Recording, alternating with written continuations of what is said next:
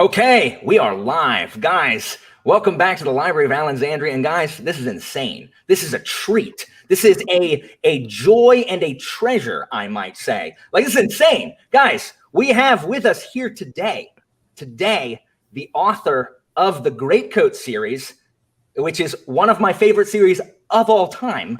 It is Sebastien de Castell. And so we're going to interview Sebastien de Castell, and it's going to be super fun. And we're going to learn all kinds of incredible secrets to unlocking the universe. But first, with me are the three biggest Greatcoat fans that I know, besides myself: Adrian, Angela, and Sarah. And I'll allow them to introduce themselves very briefly before we kick it over to Sebastien de Castell. Adrian. Hi, everyone. I'm Adrian. You might have seen me before on Alan's channel. I have a YouTube channel called All Booked Up, so check me out over there. I am super excited. This is going to be great. I'm Angela. I'm not usually on BookTube, but I have a Bookstagram, and I write book-related content on an online publication called Drizzle. So, hi, everyone. This is actually special occasion because we got Angela to actually come on camera for this particular interview. Like, this is her first time on camera in an interview. So I'm sorry if I just added a whole bunch of pressure, Angela. I apologize. It's fine, Alan. That's what you do best. Exactly. No, sorry. My name is Sarah. Hello, everybody. And I also have a BookTube channel. And I don't know if the fact that I'm in Newfoundland, which is directly across the country from Sebastien, if that means that we are now friends or if we are nemesis, because we are from the opposite coasts. So I guess we'll find out as the interview goes on. Well, Sebastien is on an actual time zone instead of the weird, like, half-hour time zone that all of you Newfoundlanders are on. That's the most bizarre thing I've ever learned, like, in my entire life. I learned that like last month or something. And anyway, the man, the myth, the legend himself, Sebastien de Castell. Hi, thanks for having me. I think we should take it from the start, though. And Alan, if you could just inject a tiny bit more enthusiasm, that would, You're right. I apologize. I'm low energy today. You're clearly a low energy guy, but definitely. So no, thanks so much for having me. I'm really glad to be here. We're so excited. Thank you so much for agreeing to talk, all things Greatcoats and writing with us. So I guess we can just start with normal stuff. You probably get asked a bunch, like why the Greatcoats? Was Traitor's Blade your first published novel? It was the second novel I ever wrote. And Traitor's Blade is kind of a weird microcosm of the kind of strange nature of novel writing, in the sense that, or at least what's strange about novel writing for me, because you often hear people talk about sort of their writing process, and it takes, this much time to write a book and things like that. And I hadn't written anything for a million years. My first time writing a book was in 1997. I was like 27 years old. I was working in a cover band, playing Brown Eyed Girl 3 times a week, being sued by the bass player for control of a band that made like each of us $250 a week. So that's how kind of pathetic. Yeah, you could say my creative life, that was its nadir. And so I was looking for something. I just needed something, that to kind of take my mind off it. And I found this collection of book tapes in the Vancouver Public Library called "Let's Write a Mystery" by Ralph McInerney. It was these 24 cassette tapes you stuck in a thing and listened to them. And he told you how to write a book. And I wrote like the world's worst mystery novel called Skeletons in the Cloister, which years later my agent would say she could easily sell. And I said, but it's terrible and you haven't read it. And she said, yeah, but that's Skeletons in the Cloister is a great title. So that taught me everything I needed to know about the publishing industry. Oh, wow. But as I say to people all the time, the most important book I ever wrote in so many ways is not Traitor's Blade. It's not Spellslinger. It's not the books I'm working on now. It was the book that no one's ever going to read, because there's something about writing your first novel that just it changes the configuration of your brain. It's like your first, the analogy I use a lot of the time is it's like your first marathon, right? It's not about winning. It's that it changes your body and your brain from being someone who could not run a marathon to someone who can. And so that change, going from someone who can't write a novel to someone who can, which is available to all of us. You don't have to have any super talents or the greatest ideas in the world. You just have to do the work. Was just so profound for me that I was literally like, sorry, that was me barking. Sometimes I I get so excited I just bark. But it was so profound for me, like in terms of it just changed the way I looked at all kinds of work and what I was capable of. And I'd started getting promotions because I was just so confident in what I could do. I was like, oh, your little company, your problems are nothing. I wrote a novel one time, right? But then years later, I was kind of not even planning to write more, and then but I've been going running a lot, and I'm like the world's worst runner. And I get really bored. And so I was sort of telling myself stories as I was running, and I would just tell myself stories of whatever the music I was listening to kind of inspired in my head. And I just kind of had these vague little ideas coming, and I'd play these scenes in my head. And then this thing called the 3-day novel writing contest came up, which has been around for like 35 years. I think it happened sometime at the beginning of September. And I thought, what the hell? I literally registered like on the last day. I hadn't even planned to do it. I had no outline. People have these really strong methods, that they use, right? Like they write like 400 pages of notes. And then, because you're allowed to use your notes as you start this process. I had nothing. Like people start at 12:01. I went to bed, got up at 7. I went for like a really long run that weekend, and I had a music gig. I had to sing The Lady in Red for the first time in my life, which is horrible. First of all, The Lady in Red is a really unpleasant song to sing, especially at a wedding when the drummer's playing and the bass player's playing, but both keyboards stop working. So it was drums and bass and me singing The Lady in Red, which was, I'm pretty sure those guys are divorced now, whatever happened, but because that was as much of a curse as you can place on any matrimonial ceremony.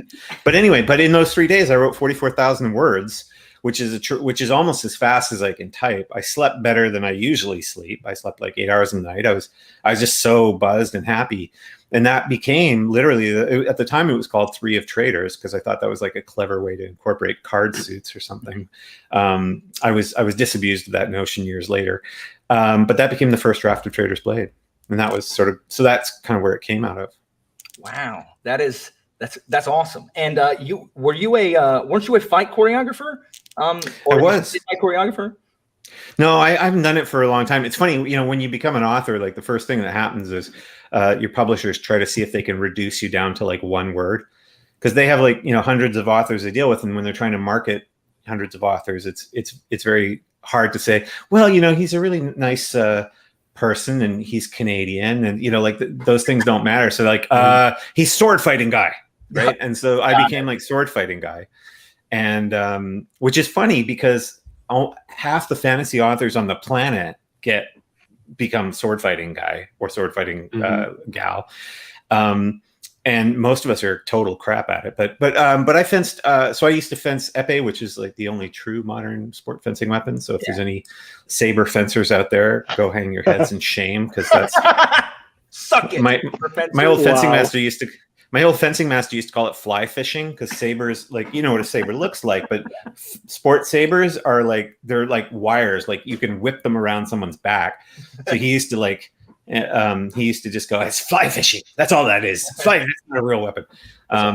But yeah, I used to fence épée, and then I started doing what's called theatrical fencing, and then I got asked to choreograph Les Liaisons Dangereuses, or Dangerous Liaisons, which is a play with some really fun duels in it. And then I ended up going to England and choreographing a production of Richard III with like 8 different fights in this thing with a cast of 30, and we're bringing all these weapons, and it's absolute chaos, but it was loads of fun. So yeah, so a lot of that kind of played a little bit into, I think, as much as anything, it taught me a lot about character, the notion that a character is in both in the real world and in a book is very much made up of their actions, right? We tend to try to construct them by their words, and even I find that, like, I pull myself back where I realize I'm trying to create a character through what they're saying, but character is what you do.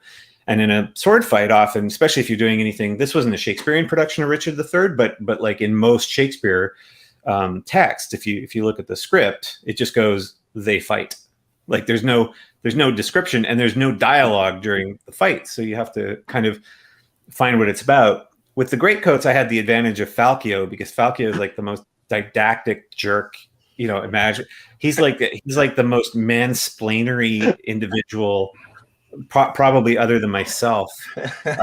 And so he likes to tell the reader like how it's working and what he's doing and stuff. And so that gave that freedom, but it's still about what people choose to do. Yeah, I'm so glad you mentioned Falkio. First of all, I think everyone who reads this series is like, your experience as a fight choreographer like shows through. These are some of the best sword fights that I've read in fantasy for sure, because a lot of times, when there's lots of sword fights in fantasy, lots of them, but in these you can like, they're doing some ridiculous stuff in these fights, but you can picture it happening and you can see how it could happen because of just how skillfully I think the sword fights are written. Would you guys agree with that?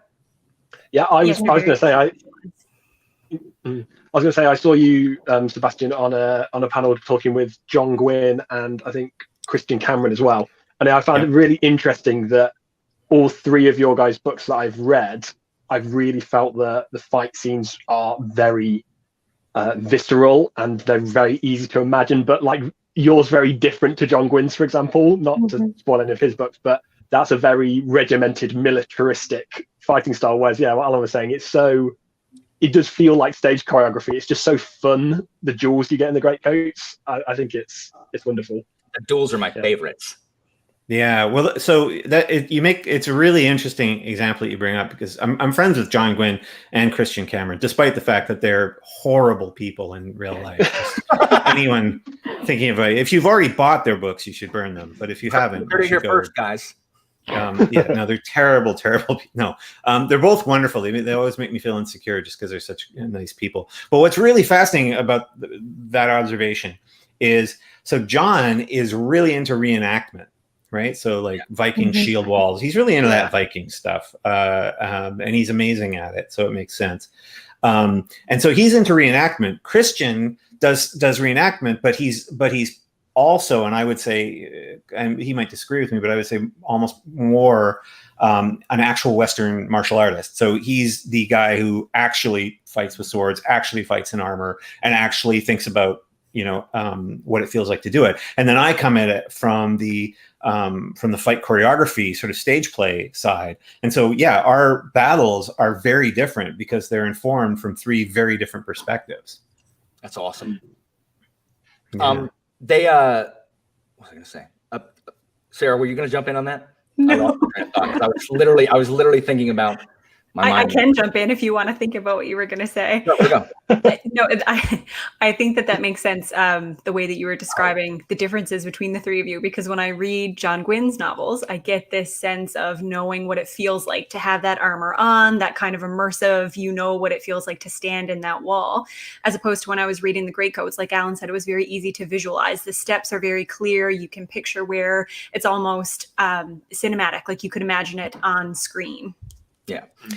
Yeah, and I think there's a magic trick to that, so to speak, which is, and a lot of people don't tend to spot it if you look at the actual text.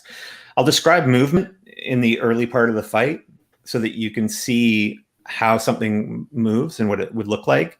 And then after that, I actually describe very few beats of the fight itself, because that's where I want to get into character and into dialogue and other things. And so I always say that the big trick of writing a fight scene, and where a lot of writers, when they're unhappy with their fight scenes, where they're going astray, is that the trick is you have to turn the reader into the choreographer. So if you show the reader how it works and then you get into character, they'll translate moments of character and dialogue into movement in their own minds. You don't have to write that, right? Yeah. And then you will only after that start to describe beats that are like super important, where the actual, so often the kill, the end of the fight, as a simple example, will be there. But if you describe every single beat of a fight, it becomes really wearing.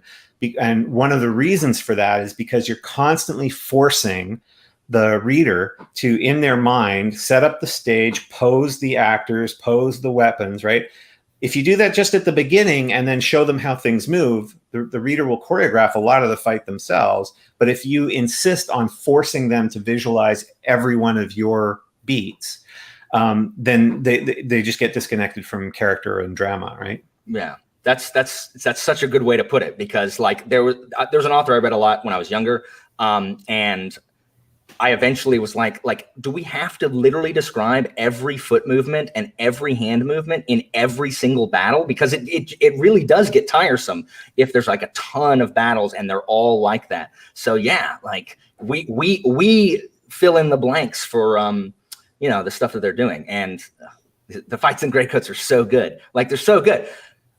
I keep meaning to stop and say, for anybody watching, we're not going to give spoilers just yet. We will let you know when we talk about Greatcoats spoilers if you're just like terrified of us spoiling the series. I meant to say at the beginning, completely forgot. And then when I had a chance to do it, as you saw, I forgot again. But I remembered this time. So we will let you know we're going to talk Greatcoats spoilers. Otherwise, you should be pretty safe to watch this section, because Sebastien, Falkio is such a good character. Like, when I discovered Greatcoats last year and I read Traitor's Blade, Falkio hits so many things that I love in a fictional character. Because so I have Asperger's, and one of the things that, like, people on the spectrum kind of like focus on certain things, and one of the things that I focus on is like things that are unjust and things that are unfair. And so Falkio was literally my hero. Like, he's the guy who rode in to be able to do all the things that I wish I could do. You know what I mean? Like, I wish I was an adjudicator, a magistrate, in traveling around being like, okay, well, you're going to be this way. Cool. Let's duel. And then you can straighten up and fly right, or I'm going to come back and stab you. Like, and he's also like, I love inspirational speeches. Like, I watch Remember the Titans, like it's my job, because it's filled with inspirational speeches. And the No One Breaks the Rock speech from book 1 is like, I had chills. It was so good. And just his way of speaking, and the fact that he cannot accept when everyone's like, hey, Falkio, it's time to, like, let's be a little bit more realistic. He's like, no. Why are we accepting this? It just speaks to me so much. Like, I know in book 4, they call him an outraged idealist. And I just connect so hard with that. And so, like, I don't know where all that came from. Like, what like, if you have some outraged idealism in you as well. But Falkio is such a good character, in my opinion. Oh, well, that's really kind of you to say. Yeah, I mean, I love Falkio because Falkio is sort of he's the more extreme version of a lot of things that I kind of admire, but also he's the consequences of those things, and he makes a tremendous number of mistakes, right? Like, there's so many opportunities for this guy to play things a little bit smarter and kind of achieve his aims more easily, but he's constantly wrestling with the same. I mean, without delivering any spoilers, it's certainly something that comes up in book 4, where you sort of start to realize his whole elaborate notion of justice and morality and decency and dignity all stems from the same incident that he just hasn't gotten over. Like, if he'd ever once met a really good therapist, there would be no Greatcoats. That's right. He's and what he does fundamentally as a character is he translates personal anguish, and even on some level a kind of an immaturity about how to deal with that personal anguish. He translates that into something meaningful. Right. He's like, has such a difficulty in addressing his own kind of pain that the only way he can do it is through these really grand gestures and speeches and duels, and that to me is a lot of what swashbuckling is about, because I come in some ways more from the sort of picaresque tradition or the swashbuckling tradition than I do from the sort of the traditional fantasy sort of canon, and swashbuckling is all about this underlying belief that somehow great daring acts will overcome impossible situations. It's the last ditch thing, and that's why writing swashbuckling is so hard, because you have to get people to believe that it could fail, right? Swashbuckling is no fun when it fails, but the reader has to believe it can fail. Yeah. And so that's why you have to mix quite a lot of darkness. And that's not just me, that's always been the case. Like, swashbuckling literature has always had a lot of darkness underpinning it, because you have to feel that precariousness, so that when you watch the character leap off the balcony and grab a rope with one hand and the sword in the other, that you're like, okay, well, maybe this sure looks like it's gonna fail, but maybe there's this one chance it comes together. So that's what I love about that. I love writing Falkio. I mean, partly I love unreliable narrators. And Falkio is really fun that way because his memory is atrocious. Like, he's absolutely prone to sort of glorifying people way too much, or turning them into the worst villains in his mind. And so one of the hardest things about writing those books is kind of conveying to the reader, even though it's all coming through Falkio's own voice, that actually, so that you get the sense, like, yeah, when he talks about the king, he's way too admiring of the king. Man. So, and that becomes clearer over the course of the series, because the impression that you have of Palis in book 1 versus what you think of him in book 4 is drastically different. Mm-hmm. One of the best things is Falkio's relationship and remembrance of Palis, and like just what that relationship really was versus what Falkio remembers it as versus what everyone else, what their opinion of Palis is. Like, it's one of my favorite things. And the great thing about like Traitor's Blade specifically is that all of that was done in Flashback. Like, all of that relationship was built in Flashback, and we still like loved that relationship. Like, it was just so good. Like, we didn't see it unfold. We saw it in retrospect and still got us attached to his relationship with Palis. And man, like, when people tried to talk bad about Palis to Falkio, I was about to jump in there and like, yo, leave that man alone. Leave him alone. Palis was a saint, but not really.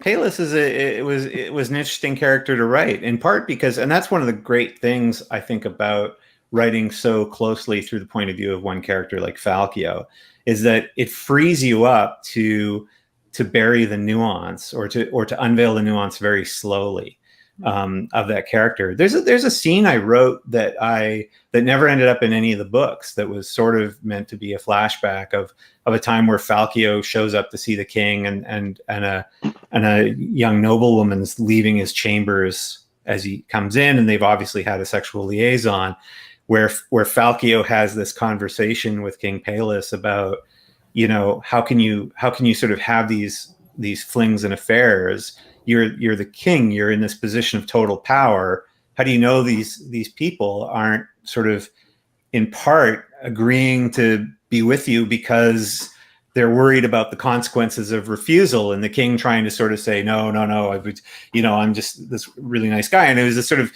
it was interesting because I love the scene, because in a sense, it shows kind of the complexity of those kind of characters. Mm-hmm. But the problem is Falkio would never really allow himself to look back on the king with that level of nuance, not until later in the series. Yeah. But yeah, and flashbacks are kind of a weird thing. I had never intended to write tons of flashbacks in Traitor's Blade. And in fact, as new writers are always told, to sort of avoid flashbacks. But then I sort of found this thing, and I haven't really got a word for it yet. And maybe there's no word for it because it's not really a thing. It's just a thing in my head. But which is what I would sort of call a narrative present flashback, like in the sense that it's not shifting away from the character into some flashback that they experienced. It's that they're kind of re-experiencing it in the moment. So almost all the flashbacks in the Greatcoats, they're all triggered from there's something he's going through in that moment, and what you're flashing back to is why he's reacting the way he is in that moment. And so for me as a reader, that always feels like it's actually it feels like it's happening in the present. I don't feel like I've lost the thread somehow. And it's interesting because I'm doing the hopefully final draft of Our Lady of Blades right now. which is the only book that I've ever read that genuinely happens in two different time frames. And again, it's that weird process where you're trying to stitch together these things where the past is informing the present. Because otherwise, if it's just like, and now here's something that happened when I was a kid, that feels meaningless. And even when it's directly tied to plot, it's like, well, where do you think they buried the gold? And flashback to, some moment. That doesn't feel resonant. It has to be somehow stitching together with the theme that you're exploring. So that sounds a bit grandiose. I apologize. Flashbacks are cool. Yeah, I get that. I liked the flashbacks in Trader's Blade, especially. Felt like these short story vignettes, like on their own. Like the one I know I got hit in the gut. The one early on where they turn away Falkio's help, trying to protect the girl, and then the girl's gone.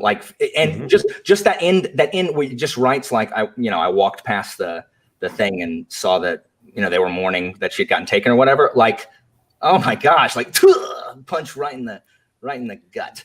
Ugh. I thought it was really well done. What's funny about that scene, actually, that's kind of interesting, is originally there was a different flashback, and I think I put the original flashback up on my website. Yes. And I was working. I had two different editors at the time because the book was bought simultaneously in different markets. And Joe Fletcher, who's like the world's greatest editor. I adore her for fantasy. She's bizarre and strange and tyrannical and just wonderful. You couldn't, as a relatively new writer, you couldn't have someone better and a better partner to work with. But she said to me that my editor at Penguin in Canada, because if you're Canadian, the thing you want most in the world as a writer is a little penguin on the spine of your book. Which I got, thank heavens, I got for that first book. And then they shifted it to like their Viking imprint or something. And I was like, I don't care about Vikings. Just give me my little penguin back. Don't let John hear that. Yeah, that's true. Yeah, I know. John and his Vikings. Oh my God. Alan hates Vikings too. I don't hate Vikings. They are just not at the top of my historical people's tier list. I don't hate them. They're just mid-tier. Right. I have a terrible snide remark about people who write about Vikings, which I literally can't make on the air. So, but just if you're watching, try to work out what it is. But Joe said to me at one point, she said, she was giving me the notes back on the book, on the draft. And she said, your editor at Penguin doesn't like that flashback. You need something else there. And so I was like, oh, really? That seems weird. Like I thought it worked just great. Like that whole scene. And so I was like, fine. So I wrote this other flashback, and then I asked Joe, like, is Adrienne, my other editor at Penguin, is she okay with this now? And she said, oh, I think so. And that was it. And then like I think the next year I was sitting down for lunch with Adrienne, and I said, so what was the deal? Like, why didn't you like that flashback? She said, oh, I didn't mind that flashback. I thought it was great. And So I don't know what happened. It was either miscommunication or Joe attributing it to somebody else. But did Joe just want you to change it but didn't want to tell you? She may have. I don't know. It's one of those things that you're just not sure. And I'm finding this more and more right now, by the way, during this sort of pandemic, which is, I swear to God, everybody's forgetting everything. So I got a lovely, a very quick email from my agent today. I shouldn't tell agent stories on the air, but agents should suffer a little bit more. But he sent me an email today. He was forwarding me an email from this quite big production company asking about the film rights for Spellslinger. And my agent was saying, like, I'm on the road this week, but I thought you'd really want to see this. And, does your publishers have the rights to this? And it was this lovely email from this pretty big production company going like, we're, really interested in the Spellslinger film rights. And I had to write back to my agent, like, okay, we sold those rights like last year. Like you literally just sent me the money. And it's only because there's so much going on and everybody's kind of so disconnected that nobody can remember anything, which is fine for me because I'm used to writing Falkio and it just feels like everybody's become Falkio. Nice. So my favorite is very clearly Falkio, and my favorite book is Tyrant's Throne because that's really kind of Falkio's book. But the rest of us here have different favorites, except there's only 3 main characters, so one of them duplicates. So Angela, who's your favorite character and why? And then what's your favorite book? Oh, it's Cast. for sure. And it's Saint's Blood. So why is it Kess? Why do you like Kess so much? I think it's kind of similar to why you like Falkio so much. When Kess came on the page, for me, I immediately identified with him. A lot of his characteristics are similar to my personality. So the minute I saw him, especially, he has a lot of one-liners. And kind of talking about Falkio being an unreliable narrator, his relationship to Bratzi and Ketz kind of lends itself to the reader understanding that. Because Falkio will go off and, start talking and make his big speeches, and then Bratzi and Ketz are both like, that's not exactly how this went. And then Falkio's like, no, I don't know what you're talking about. So for me, it was just a Ketz and his, one-liners and his wanting to be a perfectionist and having to be the best, and his loyalty to Falkio. Yeah, the Kess loyalty is like second to none. Like, it's just so good. It's so good. It's funny to me because lots of people love Cast, and I think, Angela, your rationale for Cast is the best I've heard, because lots of people will sort of describe in all these quite glowing terms where I'm like, okay, he's got like 17 lines in the series. He says, but it's interesting because he's very much so. Brasty's the character that says things that absolutely do not and should not be said. And Kest is the character where the challenge is always to have him say the least possible number of words to convey the most, like to try to write in the spaces between the notes of the music, so to speak. Yeah. And that's always the challenge with him. And that's where I kind of got lucky. And especially in terms of, his relationship with Falkio, and, and sometimes it's alluded to all the things they don't talk about. But so I'm glad it works out. Yeah. For some reason, everybody keeps will tell me how handsome they think Kest is. And I'm like, he's never described as handsome in the books whatsoever. So random. So yeah, I don't know. But yeah, my wife says he should be played by Brad Pitt. And I agree that Brad Pitt should play any character he wants in a Greatcoats movie, but he's probably a little old to be one of the Greatcoats. Yeah, when you're that good looking, age stops mattering. Yeah. and speaking of Brasty, who says things that should not and shouldn't be said, hey, Adrian, who's your favorite of the Greatcoats? You know what? That was the most eloquent description of why I love Brasty. Like exactly what Sebastien just said. He says what you really shouldn't say. He also says things that are just either just don't make sense or are so dumb, but are just the funniest thing in the world to me. I think he is absolutely hilarious. Yeah, I absolutely adore Brasty. And I think we've had this discussion before that I'm so glad that I've never read anything from Brasty's point of view, because it would be so wrong. Like, it makes sense seeing it from Falkio's point of view, and seeing Brasty and Kest, like that whole duo. I thought he found his stride going into the beginning of book 3. It felt like every other line Brasty said, I was laughing out loud. I just absolutely adore him. And unsurprisingly, my favorite book is kind of a toss-up between Night's Shadow and Saint's Blood. So obviously I like Night's Shadow, obviously, as a Brasty fan. So. Brasty's continued malapropism, like his increasing malapropisms, good. Is just so good. And his arc in book 2 is so you don't think, like, a lot of times the comic relief characters, right, like, don't get much to do in a lot of books, but his arc in Night's Shadow is, we'll talk more about it when we talk spoilers, but it's so good. It's so good. He's a Brasty. Yeah, it's funny because I periodically get asked to write stories from Kest's perspective or Brasty's perspective, and it's very difficult to write from Brasty's perspective, because the whole thing that makes him interesting to me is the knowledge that his internal world is very different from the way he portrays himself to the rest of the world. Some things come through, like you realize that this is a guy who's pretty insecure about the fact that he's starting to get he's always been good looking and charming, and he's starting to get slightly older, where he's not quite that good looking anymore, which is why, like, anytime, like in Saint's Blood, when he meets some of the other Greatcoats and someone comments on them being handsome or something, he starts to sort of have little mini panic attacks. But he realizes that charm's not always going to carry him. But you don't sort of get to see, and I think it's important that you not see in direct terms, all the things that kind of drive him. And so, yeah, that's why in Night Shadow, I had not planned to write that arc for him in Night Shadow. Oh, wow. I hadn't planned on giving him an arc in particular in Night Shadow. But he kind of he kind of makes that book come alive for me in terms of both the challenge that he kind of presents to Falkio, and the way that, and all the books, I mean, in a sense, the Greatcoats is sort of like a 650,000 word polemic on idealism and justice, right?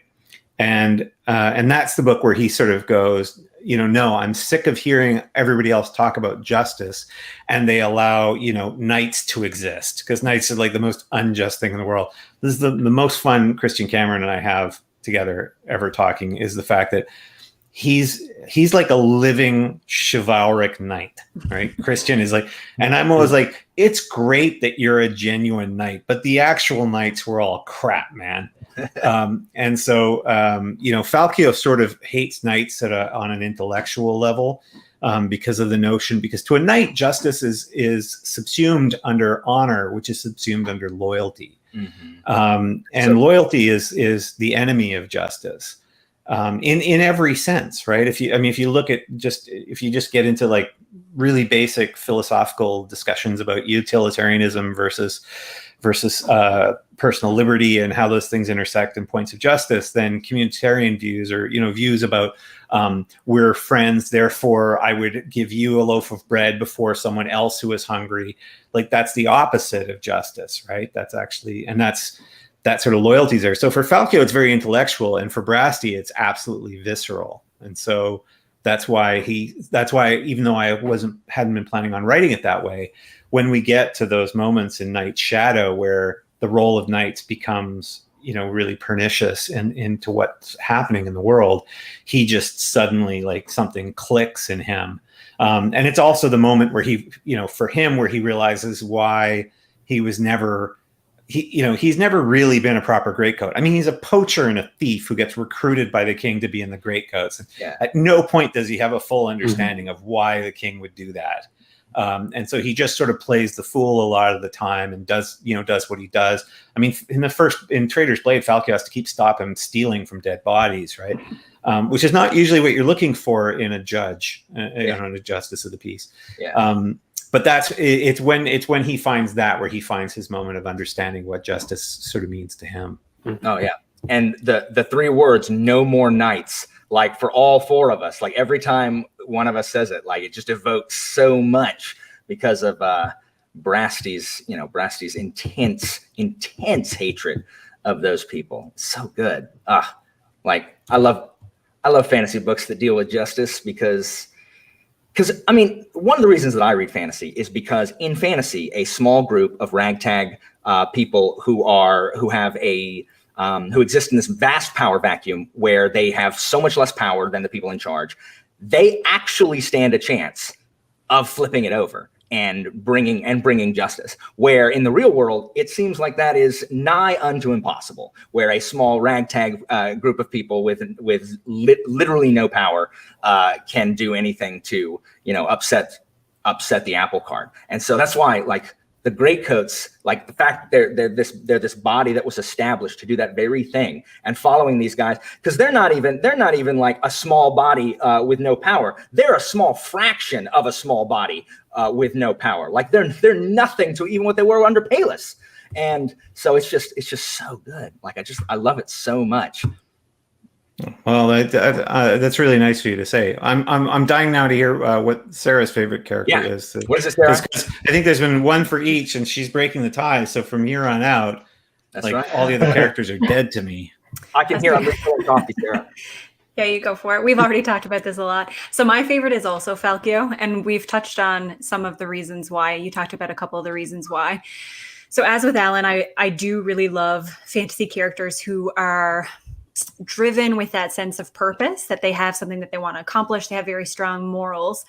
But what I like in particular about Falkio, you talked about a little bit when you were describing the process of writing him, and that is that he has gone through something that is intensely tragic. He has gone through an incredible trauma. And the way that he deals with that is through sublimation, essentially. So he takes that trauma that he has experienced and he turns it into something good.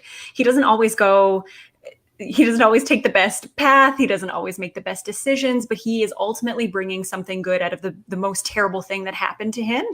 And I really like that about him. He has that sense of conviction that drives him, which I think is really important.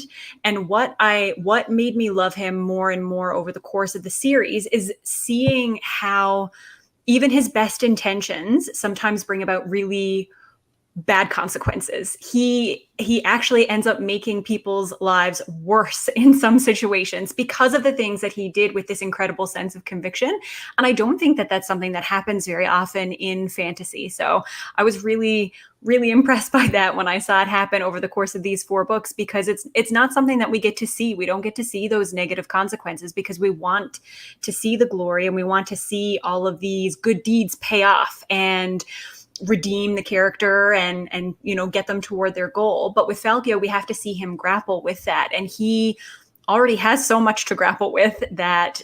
And I'm sure we'll talk about this a little bit more when we get into spoilers, but in particular, his inner journey or his turmoil in Tyrant's Throne is like some of my favorite character development in fantasy. So good. It's so good. Mm-hmm. Yeah, he is a funny guy that way. I mean, it's interesting what you were saying, Sarah, about that in fantasy we don't tend to see a lot of the consequences of negative decisions on the part of our sort of heroic figures, and that, of course, one of the things that informed the Greatcoats for me, and this will probably sound strange to anyone who hasn't heard me talk about this before, was sort of the American political landscape, specifically it's sort of presidential politics, which, like when I was first conceiving of one of the moments that influenced me a lot about writing the Greatcoats was actually John Kerry's failed 2004 presidential bid, which is a strangely deep cut for a lot of people. But, John Kerry is a very liberal Democratic politician. And, but and regardless of where someone sits on the political spectrum, this was a guy who volunteered to go to Vietnam, even though he opposed the war. And by every credible account, this guy was absolutely heroic, fulfilled his duty, saved lives, the whole bit. And then when he was running for president, against George W. Bush, who, again, regardless of someone's political persuasions, had served in the Texas Air National Guard, right, and didn't have to kind of go fight and stuff. And somehow, the story that was running into the election was that John Kerry was a coward who lied about his military service, and George Bush was the real hero. And at the time, I was just like, and I'm Canadian, so we're liberals by default for the most part, right? Like a conservative Canadian politician is like a liberal politician in lots of other parts of the world, except maybe Newfoundland, because everybody over there is pretty much anarchists of one kind or another. But I remember like that sort of outrage, and I was like, that outrage is really interesting for me in the story of like, what would it be like to be part of this group of people who like, they fought and they died and they did all these things, like struggling to bring like some semblance of justice to a really corrupt country where the average person was getting horribly mistreated. And then to have all those people that they were ostensibly fighting for look on them as these kind of cowards and liars and traitors, and to still be and that's what the flashback that we were talking about earlier that takes place earlier in Traitor's Blade, where he's listening to this young girl and her mother like talking about how brave knights are and how horrible the Greatcoats were. And you just like, and we live in this world now where it is unfortunately very easy to alter the context of a person's life into something sort of entirely negative, without nuance and stuff like that. And so that was one of the things that kind of drove the writing of the Greatcoat, like the concept of the Greatcoats is these, like despised magistrates, former magistrates.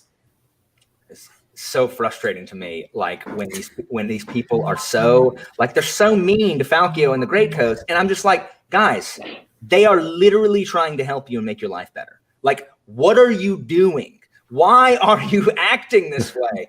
But like Sarah was saying, like when you see, because like some of these, you know, some of the dukes or duchesses or whatever, like they're tyrants to Falchio. Like they are the bad guy. They are the villain. It's that easy for Falchio.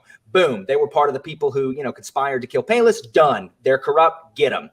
But they're not tyrants to the people. So you see, like Falchio, you know, and you know, they work to dethrone or you know, kill or whatever. But now the people they don't have anyone. Like they were providing them stability and food and you know, security. And Falchio's like, but I freed you from oppression. But I beat the bad guy. What? Yeah. And they're like, no, we hate you. We're starving. but we beat the bad guy. And it's just, you do not see that a lot. Like that is one of the things that I loved is the political ramifications, like Sarah's talking about, of the decisions that Falchio makes, and you know, the other Greatcoats as well. Yeah, it's interesting. I mean, the fact is that it's unbearably easy to turn people against people. I mean, you know, we sort of describe, and it's funny, you know, the Greatcoats is, you know, very fantasy oriented story, right? These traveling magistrates, and they're sacrificing themselves, doing all these heroic things only to be hated by the people they're trying to help.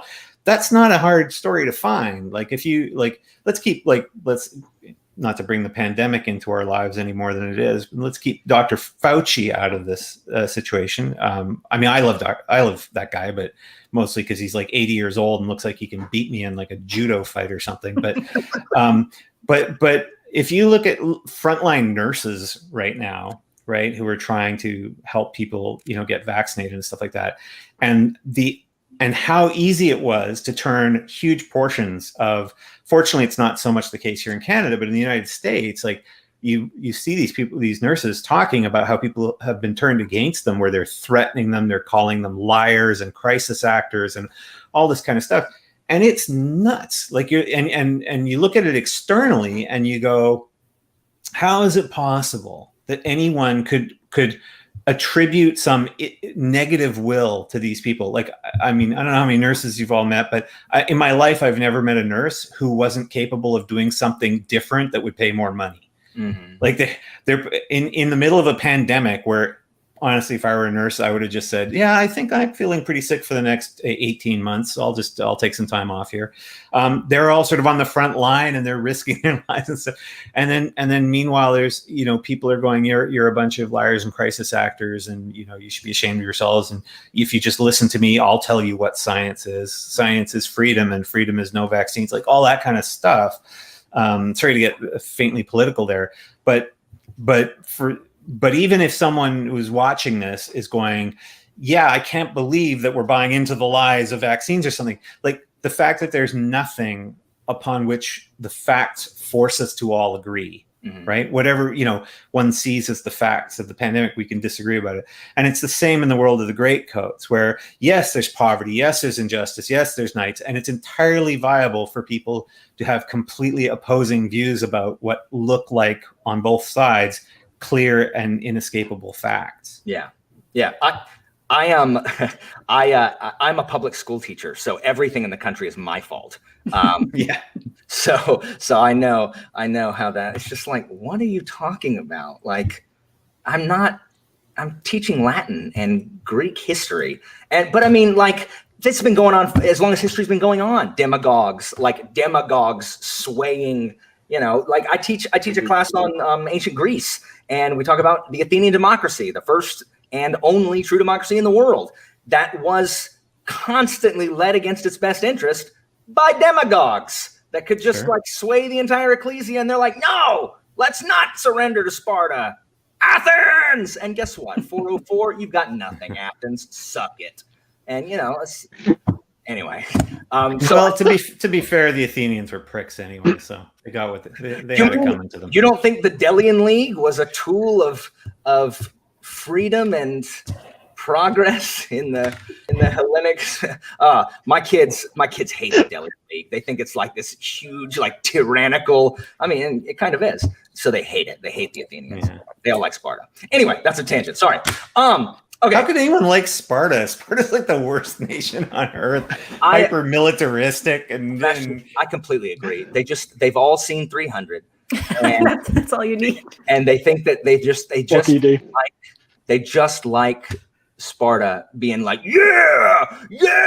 And then I'm like, y'all know Sparta did almost nothing, right? Most of the wars were fought by Corinth and Spartan's allies, and Sparta finally moves 20 years later, it finally enters the fray. Like, Sparta's not as cool as people think it is. Well, you probably spotted this already, but in Tyrant's Throne, Falkio's war speech that he has to give is partly based on the Periclean funeral oration. I teach that. I teach that oration in my class. Well, there you go. So it parallels that. It's all about the and I got both my hatreds in one go, because the Avarians are loosely modeled on sort of Viking culture. So I got to screw John Gwyn's Vikings, and I got to steal from Christian Cameron's Athenians. That's awesome. But yeah, the Periclean speech, I always, and that itself is when I first read that speech, and it's a great speech for anyone to read.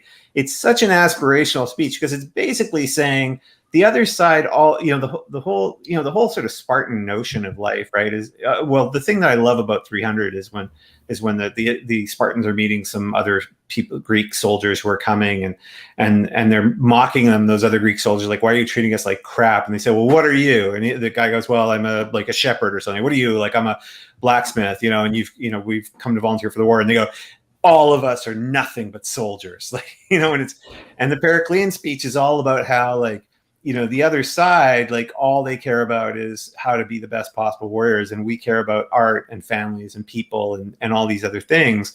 And so what I think of as the sort of the Periclean gambit, which is probably a horrible mischaracterization of it, but it's certainly the Tristian gambit in that book, is that somehow the fact that you love art, the fact that you care about other people, the fact that you have fear in your heart, that these things combined together will somehow help you in a war where, if you look at it mechanistically, is just about who's got the best swords and who's the better fighter, which itself, again, very much in the swashbuckling tradition, right?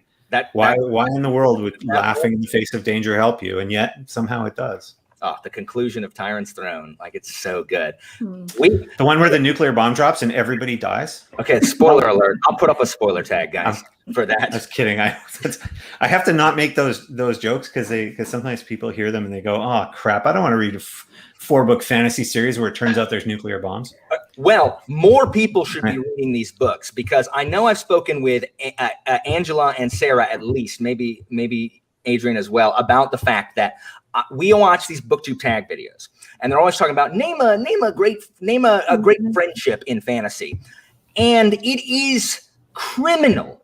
It is unconscionable that too often our boys, Brasti, Cast, and Falkio, are not mentioned, because I would argue it is absolutely one of the best written friendships in fantasy. And this is because so often in books we are told what good friends they are. Oh, they're such great friends. Oh, they've been friends since childhood. Yeah, they're great friends. From the first chapter of Traitor's Blade, you have somehow managed to convey all of that they've been friends for all these years, to where we believe it. Like, we believe that they are friends. The relationship between these three throughout that just gets stronger and stronger and better and more complex and nuanced throughout the series is so good. Like, does anyone else have anything to add to that? Because it's just so good. Oh, we've talked about this. I personally think, yes, that they are amongst the best friendships in fantasy. And I agree that it is conveyed in a way that makes us believe that, outside of just, we can call it an info dump, I guess, outside of that being told that they are really good friends. And you get to see all the facets of their friendship. You get to see them rib at each other. You get to see them care for each other, be loyal to each other, but you also get to see them call each other out, which is what real friends do. You are making a mistake. This was bad. What are you doing? What are you thinking? and they just know each other so well. They know what the other person is going to do. They know how they're going to react in certain situations. And it is definitely rarer than it should be that we get to organically watch a friendship unfold or get to organically understand a friendship, as opposed to just being told that characters are very good friends. Yeah, no, oh, sorry, go ahead, please. Oh, so all I was going to say is I agree, and I think it's very interesting. I think good friendships like that in novels I read are when characters, we see them meet and we see it develop. And I found it really interesting how they were already had such a history, and even the flashbacks, especially early on in the series, the flashbacks don't really, correct me if I'm wrong, but don't really deal with Falkio and Brasti and Kess. They much more deal with Falkio and Palis. So, like, we do get some later on in the series, but I'm amazed at how settled that relationship felt from page one. And I don't know how you do that, because that was just incredible to me. Yeah, it's fantastic. And on top of that, too, we only ever get Falkio's perspective. So to be able to create this established friendship and show it as well as you do, only from Falkio's perspective, too, I don't know how you did it. Yeah, how did you do it? It's so good. So the funny thing about talking about writing is like dancing about architecture, to borrow and butcher a phrase, an axiom, in the sense that, not in the sense that it's not worthwhile, but in the sense that it's a retroactive or retrospective explanation of something that's sort of happening internally. So I'll give you my answer, and my answer will sound eminently sensible. I just don't know whether my answer is actually what happens, or it's what happens when I look back, or what did I do there? So I don't know if it's the generative way that you get to it. But the thing that's always important to me is what I would describe as, in the case of, let's say, friendship, is the how of friendship, not the what or even the why. Right. So very often when we try to write characters that are friends, we'll think in terms of, well, why are they friends? Well, because this guy saved this guy, or this happened here. And in the Greatcoats, that's almost never described. The explanation for why Kess is so loyal to Falkio is completely ephemeral in nature. It's, and so we have these sort of notions of maybe why it is, but we don't really know. But what's interesting to me is the how of friendship. So how is that friendship manifest? And so you've talked about some of the ways, right, that they tend to rib each other about stuff. They tend to call each other out. The how of friendship in a fight is that Falkio always knows that Kest is sort of right next to him and is always thinking about what's going to happen to them. We know that part of the how of that friendship is Brasti looking for ways to show Falkio being wrong, or to embarrass Falkio.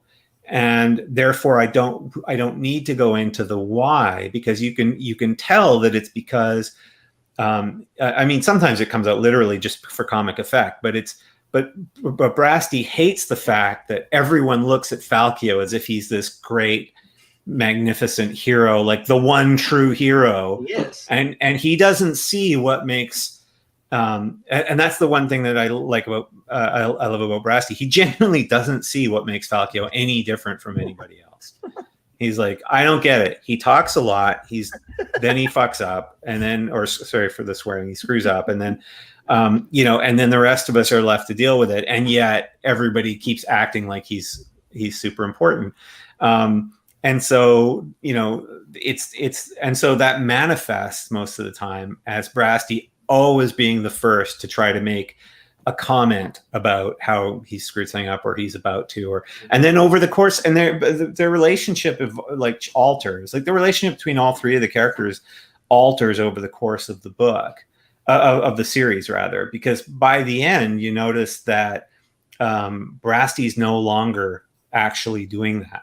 He's not sort of undercutting Falkio in the same way, because that's partly because by that point Brasti's no longer quite so insecure about his own role. Like after Night's Shadow, he still makes comment. He still can't believe that there aren't more songs written about him, but he knows, right? He knows his value, and that's something that happens to all of us. I remember I think a friend of mine said something after Trader's Blade sold, and I like suddenly gotten this great book deal, and I was sitting in her office. She said something like, "Yeah, you seem less angsty now," and I noticed this weird thing that happened. And I mean, it sounds kind of silly, but that once I felt like, especially after the 4 Greatcoats books were written, like when I put the 4 Greatcoats books on my shelf on the mantle in our house downstairs, I remember thinking like, oh, I won.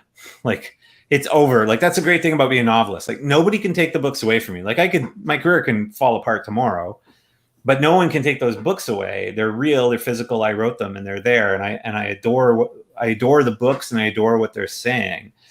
And I found that once I kind of found my own sense of what value, such as it is, I bring into the world, I stopped being quite so kind of jealous and schadenfreude about everybody else. Like I find now, like I genuinely want all my friends to succeed and to be happy and fulfilled, and like which says horrible things about me pre-publication, because it just says that before that I was wishing for everyone I knew to fail, so that I wouldn't feel like I was the only one losing out. But there is that phenomenon. And now that I'm saying it out loud, I think that's probably where Brasty got it from. Because Brasty got it from as a representation of me being that kind of sort of insecure, vain sort of person. I love those parts where Brasty is just ragging on Falkio. Does not believe the Falkio hype. It's so good. Oh man, that's good stuff. Does anyone else have any questions for Sebastien before we move into spoilers? I know you guys have some. I know. Oh, Adrian, you wanted to ask about the Trader's Blade. My first read of Trader's Blade, I actually listened to on audiobook for about half of it, and obviously I got the acknowledgement, and it made me chuckle so much. I wondered how. If I just read it, it says, "To my mother, who once took me aside as a young boy and said, 'Well, we need to make money, and the easiest way to do that is write novels.' She never bothered to tell me that she'd never sold a book in her life." How fictitious is that? How much of that is completely true? Like, I know we talked a little bit about how you got into writing a book, so you didn't need to necessarily retread that, but that is deadly accurate. My mother was nuts. My mother was so my parents were quite old when I was born. My dad was 59 when I was born. Oh wow! And my mom was 44, and they had met in World War II, believe it or not, which just sort of says how old I am, which is awesome. But she had been in the Home Guard in anti-aircraft. A lot of people don't realize like how many women fought in World War II, like even with the Allies. And the Allies are pretty sexist about stuff. But fortunately, there's more books that deal with that. But I remember being a kid, like I never knew that women fought in the British Army. They weren't allowed to go fight overseas, but they were allowed to be like anti-aircraft in the Home Guard. I think my mom shot down a British plane though, so she might have been working for the Germans for all I know. No, it was. She told me that story. She said the plane had not radioed in, was coming on an illegal flight path. For the good of king and country, she had to shoot down a British pilot. Your mom shot down a British plane? That's what she told us. wow. Is your mom English? Yeah, she's British. Yeah, and my dad was Parisian. He was French. Wow.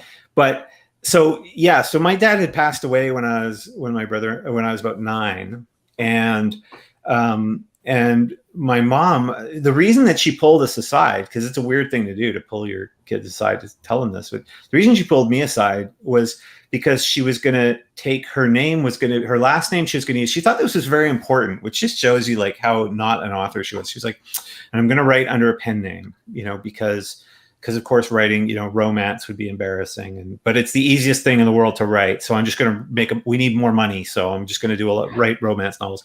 And I mentioned the Home Guard thing because my mom was the most World War II British person you can imagine. So her notion of great romance is that first and foremost, it should be sensible. Solid. So if you can extrapolate from that what her romance manuscripts look like. That was kind of a weird thing. And she had said, I'm going to, use the pen name Jan Scott. Jan because I was born in January, and Scott because she was actually Scottish technically, or her father, her stepfather, who she loved, was Scottish, and so that's why she felt it was so important to tell me this. And she said it with a completely straight face. Like, to her, it was just like, she was just one of those people who goes to the bookshelves at the bookstore and goes, right, let's look at. Well, this looks like crap. I can do this, And the weird part of it is that even as like a little kid, I knew there was something wrong with that way of thinking. I knew it couldn't be as easy as she thought, and yet it still kind of was imbued into me, so that when I started writing, I didn't have those kind of, oh my God, my writing's probably crap. I'm probably not good enough. Like, and I see people afflicted by that all the time. Which sucks, because it means that a lot of potentially great writers are being kind of suppressed, just because they're being constantly hit with this cult of celebrity and this notion of specialness and one of my least favorite words in the English language, talent. It's not that I don't believe, Stephen King is objectively great. It's that I don't have to like his books or love his books for it, but he can just. You can just sort of tell. I tend to think in terms of facility, like as in facile as in easy, that some people can sit in front of a piano and start playing and they'll be great kind of right away. And other people won't, but that doesn't mean that they won't become incredibly good. It means they have to work harder for longer, but we don't know each other's limitations outside of pure athleticism, right? Where it's down to like, you can physically measure it with a microscope, like the amount of muscle tissue that's forming. Outside of that, we don't know each other's potential. And so my mother's kind of almost dismissive notion of literature, as in, well, we need to make money, so I'm just going to write some books, kind of really carried through for me. And that's always been there. And it's super helpful. It's, if I could package it, I would sell that. Wow. That's so bizarre, but also so helpful. Like, to not have that, those internal barriers saying, yeah, you suck. You're not Stephen King or, Brando Sando or, whatever else. Did your mom, did her romance novels feature heavily some Churchill action? Like, they have Churchill in like a... the romantic hero of our time. Yeah. I can barely read it. No, she tended to write about heroines who were unconventional as heroines, but as is often the case with these sort of quote unconventional characters, they ultimately come to very conservative, happy endings, right? Where like it just so happens, like the classic thing of like, what are we going to do about Samantha? She refuses to get a proper marriage, and she's falling in love with this pauper guy who happens to be a poet and blah, blah, blah. And then by the end of the book, Samantha, it turns out that the pauper poet's actually like a multimillionaire. And you're like, there, see, she was unconventional, but the very conventional consequences still sort of come about. There's a profoundly conservative bent to a lot of genre fiction. Including fantasy, right? The heroic notion, right? Like the heroic notion of the ragtag few who are just better than the common folk and go out and save the world. That's a profoundly kind of classical libertarian kind of conservative notion. It's why in the Greatcoats books, it's always pretty important to me that the actual ultimate solution, the actual saving grace, and I'm not using grace in a religious sense here, but in a humanist sense, but still trying to bring that spiritual notion to it of grace. So it's not religious but spiritual, but that grace is manifest through all of us, right? And that's why at the key points in those stories, it's always because of the common folk, or what we call the sort of the common folk, and that what people who are privileged enough to be swashbucklers, for example, in the case of these stories, that their fundamental role is just showing people that things can be a little bit different. Yes. But then it's always up to us as a collective to decide that things are going to be different, right? Yeah. So yeah. Wow, I'm doing some excellent pontificating today. I feel like I need a little collar. In the scene with No One Breaks the Rock, like that's No One Breaks the Rock. right there. Absolutely. Like, no man breaks the rock. That's good stuff. I love it. Are we in spoiler mode yet? Not yet. We're almost there. Oh, when you declare it, I'll tell him about that. So, Sure. Angela, I know you wrote some questions down. Do you have any Not that that we haven't? everything. Yeah, we need to talk about spoilers to get to Okay, them. real quick. Should we- Oh, go ahead, Adrian. I think I was just going to say what you were going to say, which is, should we talk about what's coming up? Yeah, exactly. Before we, because we're also here. You are here doing us a favor. We also want to talk up the future works coming out. You said Our Lady of Blades earlier. Is that the same thing as Play of Shadows? Are those the same book? No. So the There's originally. two? Oh, there's 4. Well, there's 4 that is actually likely to be 5 that may become 12. This is how make it messed 12. up I am. Make it 12. Yeah, Please make it 12. I'm working on the 12. So originally, Play of Shadows was going to be the first book of the next quartet, which is the quartet's called the Court of Shadows, and Play of Shadows is completely finished. It's actually copy edited. And as I'd warned my publishers a couple of times, Play of Shadows is, I maintain, this is no false humility here, I believe it is the finest swashbuckling fantasy novel ever set in a theater. It's a very small niche, but I think I've aced it. Yes. The problem is, in part, and I don't know if this is a problem of the actual readership or a problem of perception, is that fantasy is done, and I could be wrong about this. I'm happy to be told I'm wrong about this because I'm not the world's biggest fantasy reader. The fantasy market, since I started writing, my first book was published in 2014, so I'm still quite new at this. I've had 12 novels out, but all in the span of a relatively short amount of time. Fantasy has become, on the positive side, more diverse, much more diverse in the last 5 or so years, or it looks more diverse to me, as you know. But it's also become profoundly more conservative in that we're still arguing about like which side should win the Battle of the Seven Kingdoms. It just happens to be a different set of kingdoms, but it's all these sort of giant battle sort of wars, and we're just changing kind of what the villains look like or what the heroes look like. It's like we got sort of stuck in this Game of Thrones Ferris wheel or hamster wheel, and so then I write this series that's dealing with some pretty big things, but Play of Shadows starts with a group of actors in a theater, who get embroiled in sort of big stuff. And so my publishers were sort of going, they loved the book all the way through. Draft 10, they were like, this is perfect. No, we can't publish it. And they were sort of like, because, well, and I think the concern was, and I think it's a perfectly valid concern, is will it feel like it's too far out there? And therefore, do we need to deal with something that's a little bit more familiar to the average fantasy reader? And one of the reasons why they might be right, I swear to God, everybody who's read even parts of Play of Shadows, if they were a drama kid in school, love it. I was a drama but kid. Not everybody was a drama kid in school. So whether that's a good idea or not, so the question became, well, could we put Our Lady of Blades first, because that deals with what's called the Court of Blades, which is the dueling courts in Riju, and dueling being a somewhat more commonly understood sort of fantasy setting.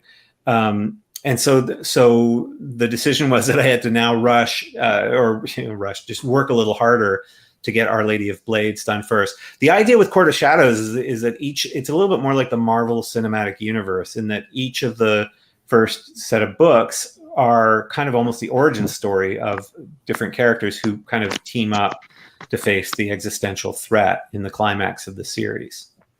That was a terrible way to sell it.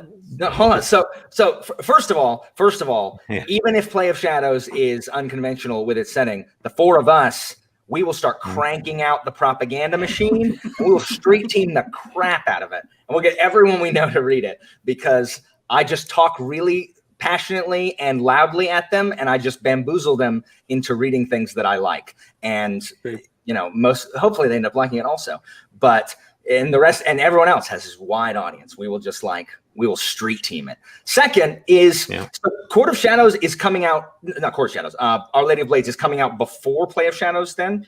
Yeah. So right now, and part of this, I think, as I mentioned, I was right on the verge of cracking Our Lady of Blades, like the key story components that was missing, and it was going to be the greatest thing I'd ever written. And then I had the reminder that we were doing this, and that destroyed that series entirely. So it may never come out now, and everyone will know why.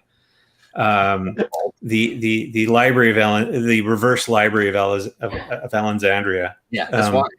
It's like the opposite of the Library of Alexandria, which preserved books. This one just destroys books. It preserved books till Caesar went ahead and burned it down to buy time.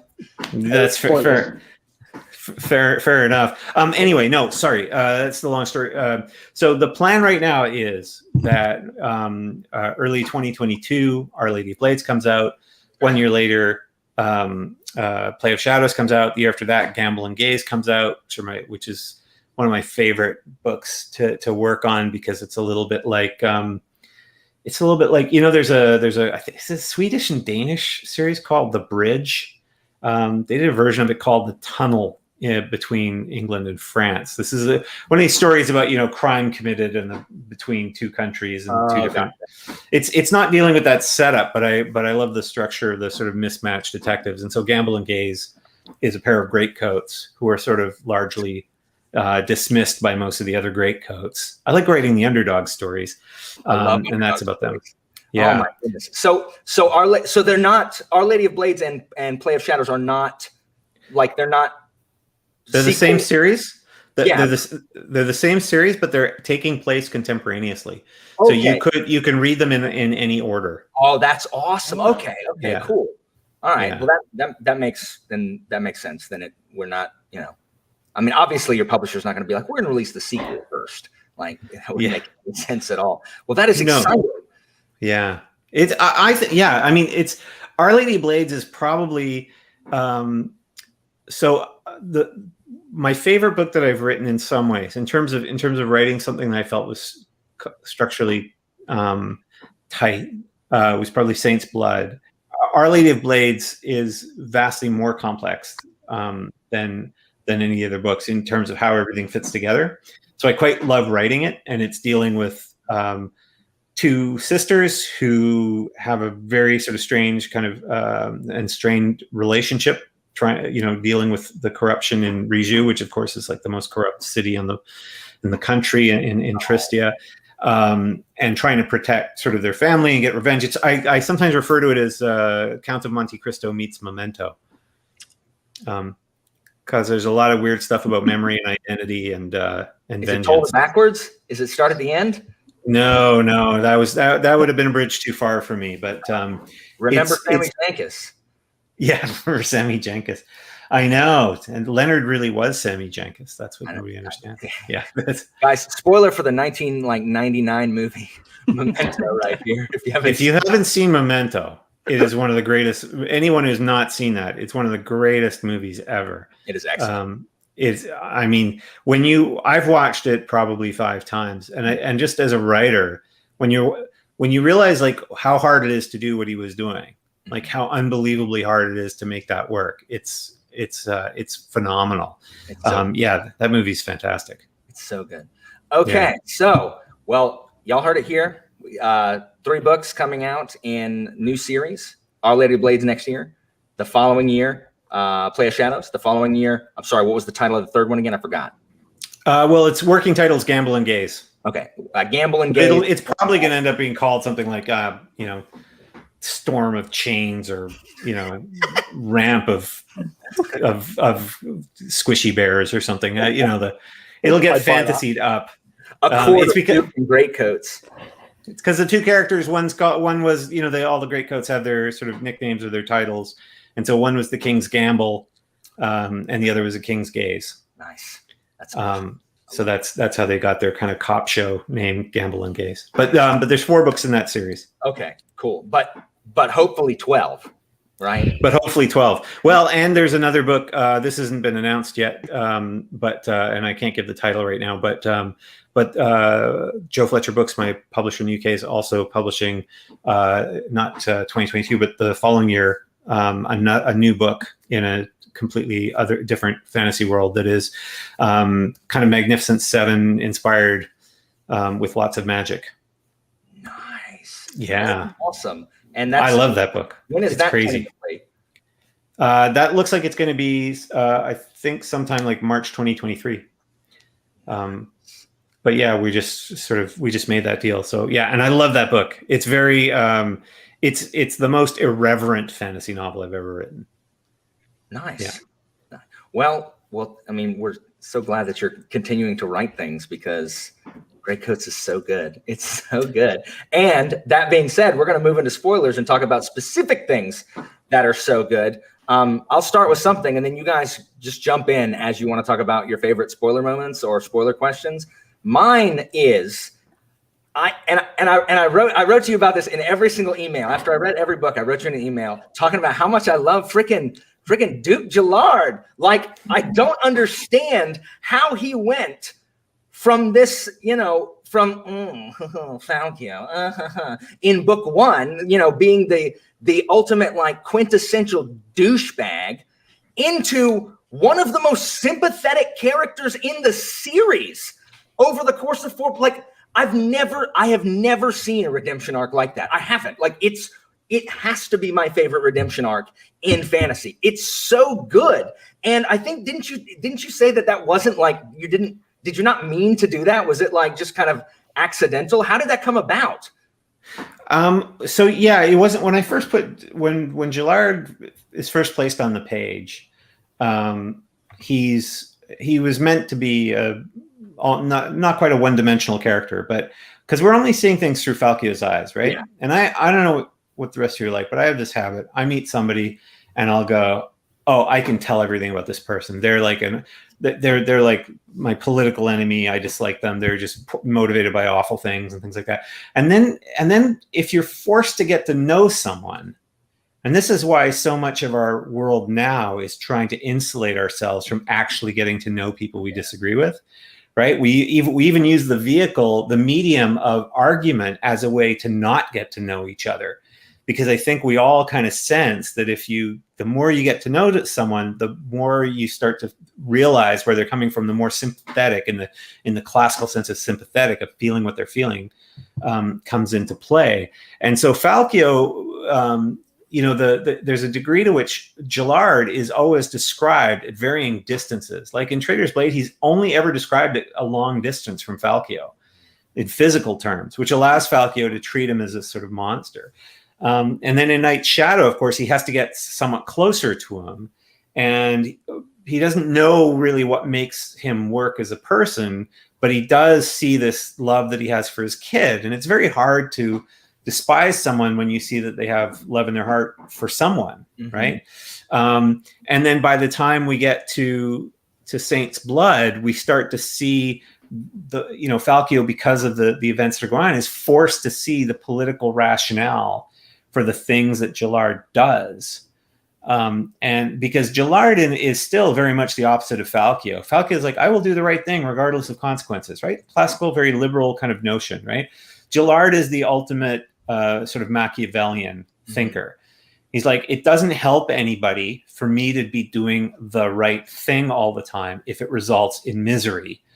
I need to figure out the end game and then do whatever it takes to get there. And again, that's a very utilitarian way of looking at the world, and that's what he does. The problem for Gillard, of course, is Tomer, that little brat, who insists on being idealistic and noble and looking up to Falco and all this kind of stuff, because that's the sort of the opposing view of like trying to do the right thing in the moment, which is why poor Gillard, like the one moment where he tries to do the absolute right thing in that moment, and he sees the consequences of that. And that's sort of the nature of the beast. So a lot of that arc, it's less about changing Gillard and more about forcing Falco to see who he is underneath all of that. And and then there's clearly, he clearly has a bit of an arc, in the sense that Gillard changes in response to his son, and his relationship with Falkio is constantly mediated through his son. Yeah, because he's like, Tomer loved this guy. I can't just outright kill him anymore. Yeah. And then in the end, there's a moment where he realizes that this is which is also one of the horrible things about life, is that sometimes you realize that the people, someone that you hated is still someone that you were the closest to, that you understood at a deep level better than you understand a lot of the people that you might admire. That's such a good way of putting it. And like the end of Saint's Blood, where Tomer's dead, and Gillard said, if he dies, you're going to show up, like it's on you. And he goes, and Falkio is going to go get his desserts. He's going to go, like, he did not protect Tomer, and so he's going to go face the music. And you completely pull the rug out from under us, because we're expecting Gillard to just lay into him, like, here we go, here's the torture. And he says, no, when this is over, you're going to come to me, and I'm going to tell you all stories about how wonderful my son was. And you're going to, in your tortures, you're going to sit there and you're going to listen to it.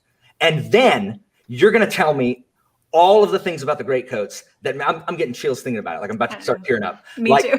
All of the things that made my son look up to you. And I can't even, like, it was completely subverting what I was expecting. Like, I read it, and I don't weep at books a lot, but I wept. And then I went out and I read it. I read that page to my wife. I explained briefly what the situation was. She hadn't read any of the books. I read it to my wife, and my wife is the most tenderhearted person I know. She starts weeping. It's just so well done. And then for the people who read the freaking credits, with the letter that Tomer wrote for Aline, and then Gillard burns it, like, it's so perfect. Like, it's exactly the moment that needed to happen, just that and the burning of the letter.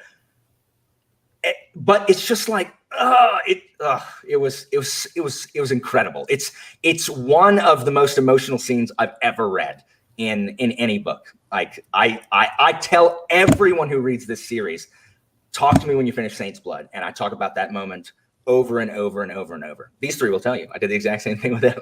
It's true. And you see with these characters like Gillard, who you think are these antisocial psychopaths, essentially, when you first meet them, you see a lot of time when people are trying to develop their relationships is that they have that outward charm that people who are antisocial have. That's how they bring people into them. That's how that's how the cult leaders get their disciples. They are charming and they are able to pull you in. But with Gillard, you genuinely get moments of true love, not someone that you need to use for your purposes. And that comes through so after we find out that Tomer was in love with Aline, when Falkio even suggests that maybe Gillard could be the person to marry her, and he just will not even consider it, which totally goes against the type of person that he is up to that point. Because like you said, Sebastien, he is someone who will, for the end game, he will go through, he will jump through these hoops, he will make these plots, these schemes, but he will not betray his son, which I feel speaks to his arc magnificently. He is, it's so easy to go from absolutely hating him to really appreciating him. That's the same reason he jumps in front of the bullet or whatever kills him, is because of his son. Like, it's not in his best interest to martyr himself. Are you kidding? And it's so good. Like, I did not understand I was going to love that character so much. I know, it's funny. He is a strange guy in the sense that, well, what I sort of enjoy about that cycle, and I react to it this, like, the weird thing about me as a writer is I react to my own writing as a reader, which I don't find that common. I don't know why. I maintain it's a defect. It's probably a sign of, like, early onset Alzheimer's. But I swear to God, when I was rereading Tyrant's Throne a while back, and I told my wife, I was like, man, who wrote this thing? This is like, I really like this book. Like, and unfortunately, the very next reaction is to go, I don't think I can write like this anymore. Like, I think I've lost it. I live in a constant state of, like, I think I've lost it.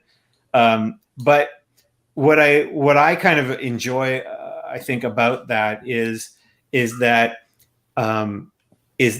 you don't is that Falkio doesn't know about the letter that Tomer wrote, right? And so and actually some readers may not know if they haven't read the post credits of Saint's Blood, and the scene still kind of works. But if you have read it, then you have this moment where you as the reader understand the emotion that Gillard's experiencing. You understand what's really going on, even though Falkio doesn't. Like, he doesn't really know it. And that's why I kind of did it that way, of putting the letter in the post credits, because I thought about, I'd known that I wanted to deal with that, because there's all these signs early, from book 2 on, of Tomer having this kind of first crush and then kind of basically being in love with Aline. But I didn't want to play it out on the page through most of the book, because for it to happen in most of the regular narrative in the book, Falkio has to be there, and Falkio's reaction would not be helpful if he saw Tomer sort of trying to make preemptive moves on Aline, like he just because he's got a very fatherly sort of viewpoint of her, as he does with like half the planet. And so it had to be that you had to know the sort of the tragedy, both the tragedy of Tomer and the tragedy of Gillard's therefore tragedy in Tyrant's Throne, of like why he can't do this thing that makes perfect sense. And Sarah, as you're saying, Gillard knows that would make sense. Like, this is the one time Falkio has finally come to Gillard's side, this sort of Machiavellian, like, okay, we got to do something. This is a horrible thing to do, but it's going to be better for the country. He knows he's going to have to pressure Aline into marrying this guy. And he's willing to do it. And then that's the one thing where Gillard's like, forget it, I can't do this. It kind of ties into a theme that you have that runs all through the entire series, and it's this idea that we are more than just one thing. Yeah. And with Gillard, from Falkio's perspective, he's this, he's the total opposite of him.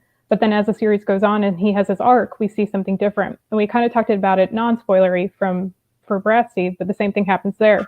Then, of course, with Kest, and then with Falkio and Tyrant's Throne. And it's a thread that ties through the whole series.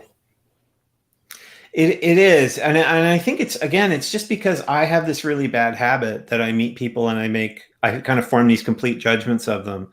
And then I'm almost always wrong.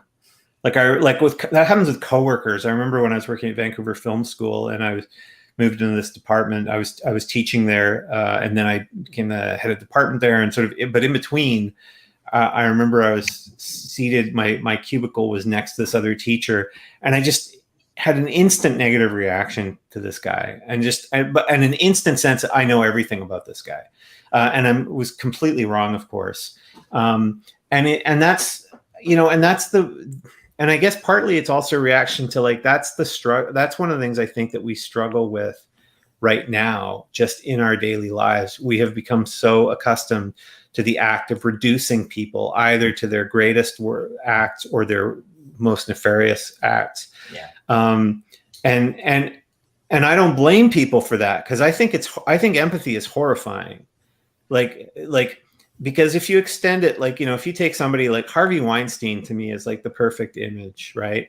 Because he's the American film producer who sexually harassed and I probably sexually assaulted lots of women, and he's in jail now. He used his power in the worst way, and he perfectly represents what we think that guy should look like. He's ugly, and he's very overweight, and he has this sort of bearing about him he's perfect, right?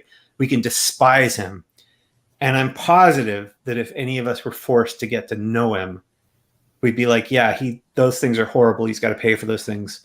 But there's this other side to him. But we don't want to see those other sides. And Falkio, of course, in part because, a magistrate has to make decisions that are permanent about people, right? He never wants to sort of see that other side. And he's particularly bad at spotting it at first. And so as a writer, like, that's part of the fun of writing Falkio, is just sometimes how long it takes him to sort of discover those things. Where everyone else knows way in advance. Yeah. But I still have... sorry. No, go ahead, Angela. Sorry. That was one of my favorite moments with Falkio, actually, in Tyrant's Throne. There was this part, I think it's in chapter, I wrote it down, 51, Take notes. where Falkio realizes that Peleus is a man. And while he's realizing that, we as a reader are realizing that Falkio is human. So you have this weird parallel happening in the book and then as you're reading it. And I love that scene for Falkio. Yeah, he's that's Tyrant's Throne is the book where it all comes apart for him, right? Because I remember when I'd finished Saint's Blood, I think my agent asked me this, and my editor Joe Fletcher asked me this, because Joe has edited, I think she edited like Ursula Le Guin and Scott Lynch and like all of these sort of these greats, and she said, like, you just had Falkio duel a god at the end of this book. Like, they've literally fought the gods. Where can you possibly go with this? And as a novelist, the way that I approach being a novelist is that I'm a servant of drama. Like, all I'm looking for is drama. Like, people will talk about authenticity. I don't give a crap about authenticity unless it serves drama. Like, the only reason I try to be authentic to anything is because I don't want to distract the reader away from drama, right? Yeah. But drama is all I'm concerned with. And so the question was like, what is more, so that when we tend to think of fantasy novels, we tend to think in terms of scope, like, well, what's bigger than gods? Well, he's fighting space alien gods, like, and I was like, no, like, the most dramatic thing, the hardest thing is if he's forced to fight the Greatcoats, as if the one thing that's kept him optimistic all this time turns out to become the enemy. And they are a very credible enemy to me, in the sense that, they see all the rebel Greatcoats, see all this sort of horrible stuff happening, and they're like, why are we allowing, like, the fundamental problem of this country is corruption and injustice. Who better to rule it than judges? Which kind of, partly goes back to sort of Plato, right? Who's like, the problem with society is, like, people don't understand philosophy well enough. Who better to rule it than philosopher kings? Which is a horrible idea, right? Like, he basically was prescribing a slave state. So which is what, sort of this rule of magistrates would turn into. But the reason why I always think, like, my favorite part of when I read back that book is, I think, in a similar part of the book, it's Morn's speech, Morn the antagonist's, the Rebel Greatcoats' speech to the Tristians, where he tells them that everything that the Greatcoats have stood for is basically just Falkio's manifestation of his obsession over Aline, his wife's death. And he tells them, why do you think Greatcoats aren't allowed to kneel? It's because he was on his knees when she was taken. And so, for me, that was like the moment where, when I read it, when I think of it, as like, that's the moment where it's like the illusion, like Falkio's illusion gets cracked. So yeah, I don't know. It is a weird thing to like your own books, but I do actually like it. The speeches are so good. There's one in every one of them. And that ending confrontation between Morn, who is such a great bad guy, because we do understand where Morn and the rest of them are coming from. They long before Falkio understood how flawed Peleus was, and they just don't have the closeness that Falkio has. Like, they don't idolize Peleus the way Falkio does. And and as such, they're like, yeah, Peleus, his plan is dumb. Like, it doesn't work. Like, Peleus didn't know what he's talking about. So why don't we seize it? Like, we're just going to keep failing. But that confrontation at the end, and this is why, like I know Saint's Blood. I know some people say that Saint's Blood kind of it diverts away. And it's mostly because Trin isn't in Saint's Blood, that some people feel like it's not like part of the. I've heard people call it like a side quest, and they call it that because Trin is, in the first two, the big bad, and then she's not in 3. But Saint's Blood does such important setup work with the establishment of these abstract concepts as manifestation, like the law, where, like, at the end where they're fighting the blacksmith's god, and it's like it's the literal embodiment of the law, like this abstract thing made manifest. That is what sets up that ending conflict between Morn and the Greatcoats and the Tristians, where the Bardati come in with the songs. And I love the way the importance of history, the importance of stories, like the importance of all of that embodiment of traditions and cultures, and all of that emotion made concrete. And I love that kind of stuff. And it is not used very often in fantasy books, just these abstract concepts made whole. So I love the Bardati's battle song, and just, bringing up like what the Bardati used to stand for, and what the Tritari used to stand for. And what's the other one, guys? What's the third one? I don't remember. There was the Dashini? Yes. There's tons of them. Dashini, Sancti, and Laudati. There's all of the weird Dalvertari orders. All of them just coming together and just like completely wiping the floor with Morn and his rational but misguided conquest. It's so good the way that's done. I love it so much. I know Sarah and I were talking about it a lot. We were talking back and forth when she was reading the series. You were talking, I was crying. Oh yeah, she was crying.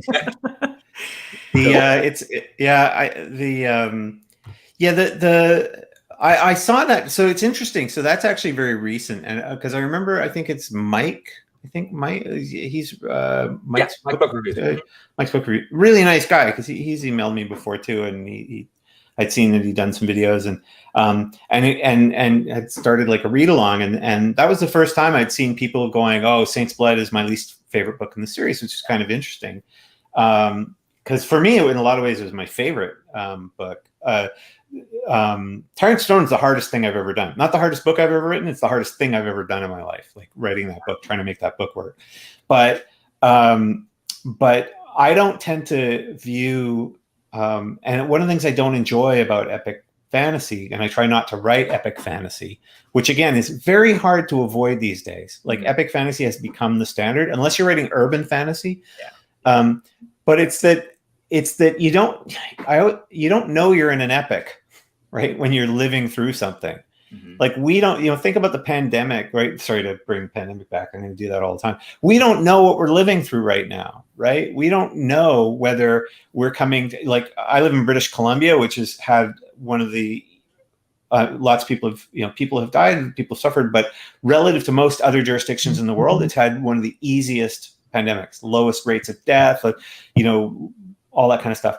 So for us, we're like, oh, we're coming out of this thing now. We don't know though where we are. This could be the first of many horrible cycles. This could be the beginning of a new age of people living to be 150 because of mRNA technologies that have come about. So we never know what we're doing.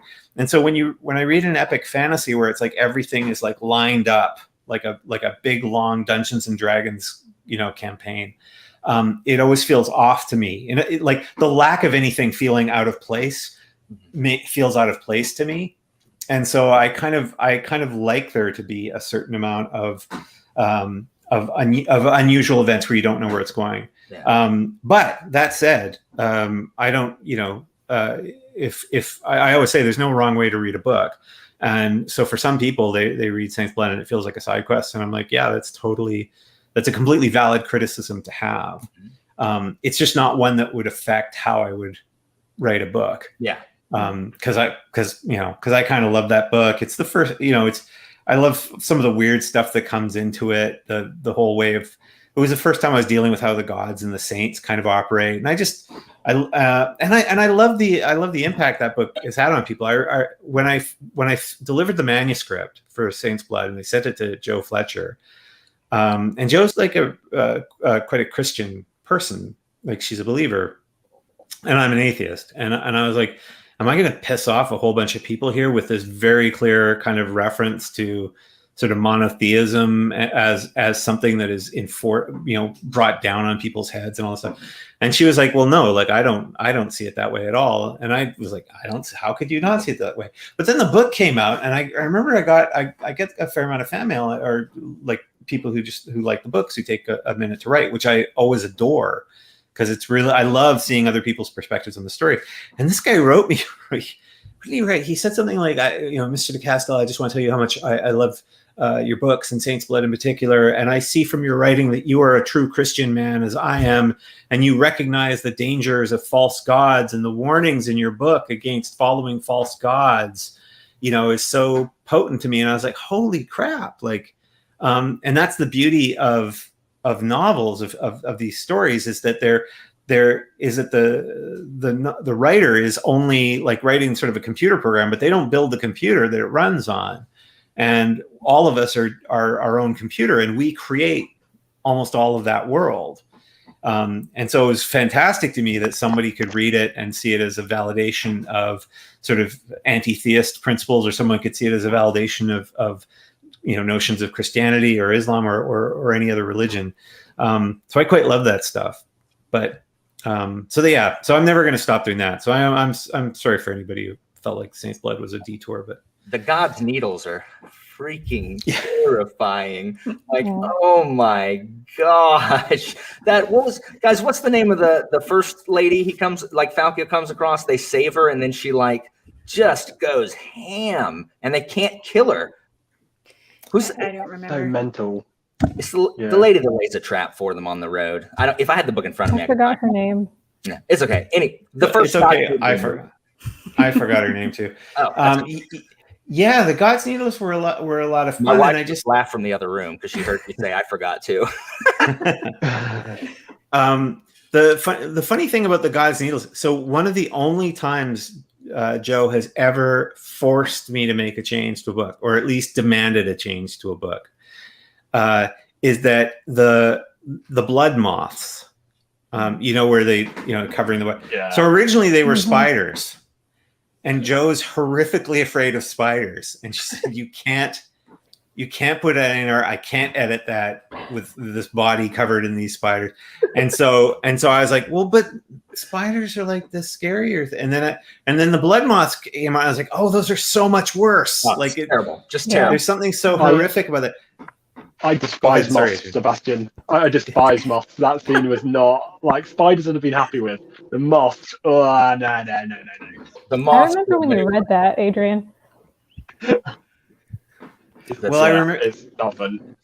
They're awful. In the 1970s, there's a comic that's still around called Vampirella, and I remember, and it was black and white comics, and they were quite sexualized and quite like risque. They were sort of adult comics on, but she would sometimes steal someone's. It might not have been Vampirella. It might have been Satana, the sister of. It was one of these sort of like super sexy evil goddess sort of characters. Anyway, when she would steal someone's soul, I think it was Satana, she would like seduce them and then reach into their mouth and pull out someone's soul, and their soul was like a butterfly, which she would then eat. And it was such a potent image that I think that's where it crept into the blood moths, because later on you see somebody eating one of these, because the moth is bloated with the blood of a saint, right? Yeah, it's all pretty creepy. Like I say, I usually hit those kind of scenes and I'm like, I don't know how to write horror. I better just try like the most horrific stuff I can imagine. And then I kind of overshoot the mark just a little bit. Oh my gosh. Yeah. But yeah. We were Sorry, saying before about the lament. I'm not sure I overshot the mark, but that was definitely some proper horror stuff going on there. Yeah. So you do manage to hit it when you try, I suppose. I always knew when I was hitting Night's Shadow that I was going to have to, that the book was going to have to be much darker in its third act, because I had to reestablish Falco as a character, because his arc over the course of Traitor's Blade, his story is like he comes through all this stuff and he comes to the end where he's like, he can believe in what he believes in again, right? And we as readers are like, man, this guy survived like everything, like he might as well be invulnerable. And I was like, I have to like break him down all the way down, in order for that to be kind of viable. And after I'd written, like, I really do think it's like the longest contiguous torture scene in literature. And I remember going, shall I tone this down? Shall I pull pieces out of it? And I thought, and the problem is that if I tried to do that, then the Dariana reveal at the end of it doesn't work the same. Yeah. Right. You have to kind of, because you need that both shock. You need to have no idea how this is possibly going to work. Mm-hmm. Right. And you need to know that part of what brings her out of it is her relationship to Valiana. Yeah. Who's sort of, and she's sort of supposed to be the ninth death that you have to kill. And I like that notion that you have to kill someone basically 9 times, like destroy them piece by piece to really kind of kill them.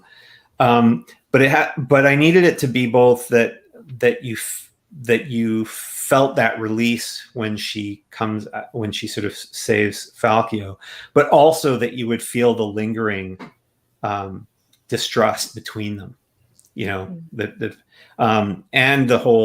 that whole weird notion of whether and I purposely kept it ambiguous because for me as a reader, I want it to be ambiguous. The degree to which the lament is what destroys the Nyatha poison that's killing Falkio. Like, was it necessary that he go through this, or and what's that balance? So yeah, but a creepy book that probably killed half my sales, by the way, because not because of content, but because it was so long. Because it's 186,000 words, and the first book's 117,000 words. Yeah, it's big jump. Yeah, the next 3 books are like 500-600 pages as opposed to the nice 350 of the first book. I know in Night Shadow I laughed so loud at the beginning where Falkio is he's suffering from the poison. And Brasti is just making fun of him. He's like, "Oh my gosh, will you quit?" Like Falkio just keeps talking about how poisoned he is. Like, and I don't know what the line is, but I know I laughed out loud at it because Brasti, he's poisoned. Like, what do you want? It's just so funny that Brasti just does not buy. He just does not buy into the Falkio hype machine. He just doesn't. So it's just really, really funny. And also with Night Shadow, Shuren is second only to Morn, is probably my favorite villain in the series. I was so mad when Shuren was the bad guy. I was so upset at you as a person because I was like, yes, finally, there is someone who is he is at the top of the group of society that are the problem creators. And he has decided that he's going to do the right thing and fix the problems. Thank you. We found a good night. And I suppose I should have seen it coming, but I didn't. And I'm so mad because I liked Shuren so much. And then I'm like, son of a bee sting. And I was so mad. Why did you do that? Well, there is a clue. One of the clues about Shuren, independent of some of the timetable elements of the story, is that he keeps bringing up wanting to fight Cast. Yep. And that's sort of the part of the kind of the cue is that why is he so upset? Why does he keep bringing that up? Like he's in the middle of talking of these grand, super important events. If he's as honorable as he says he is, why is he obsessed with this sort of act of personal glory? But yeah, Shuren is he was the son of Kavil, and he was also it's not in the books, but he was a Dashini. He was the Dashini sent to kill assassinate Palus in the tower when Palus is held. And so that's one of the reasons why he hates Falkio as much as he does, is that Falkio killed the king before the 2 Dashini could get to him. And it's why Shuren's face is half burnt, because he burnt off his Dashini markings.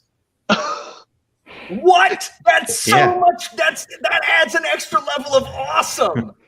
I didn't put it in the, I had planned to put it, I planned to put it in the book. And then it was, again, one of those things where I felt like it was fun, but didn't serve the drama of the story properly. And so I pulled it out because, and again, that's that thing. There's that tendency.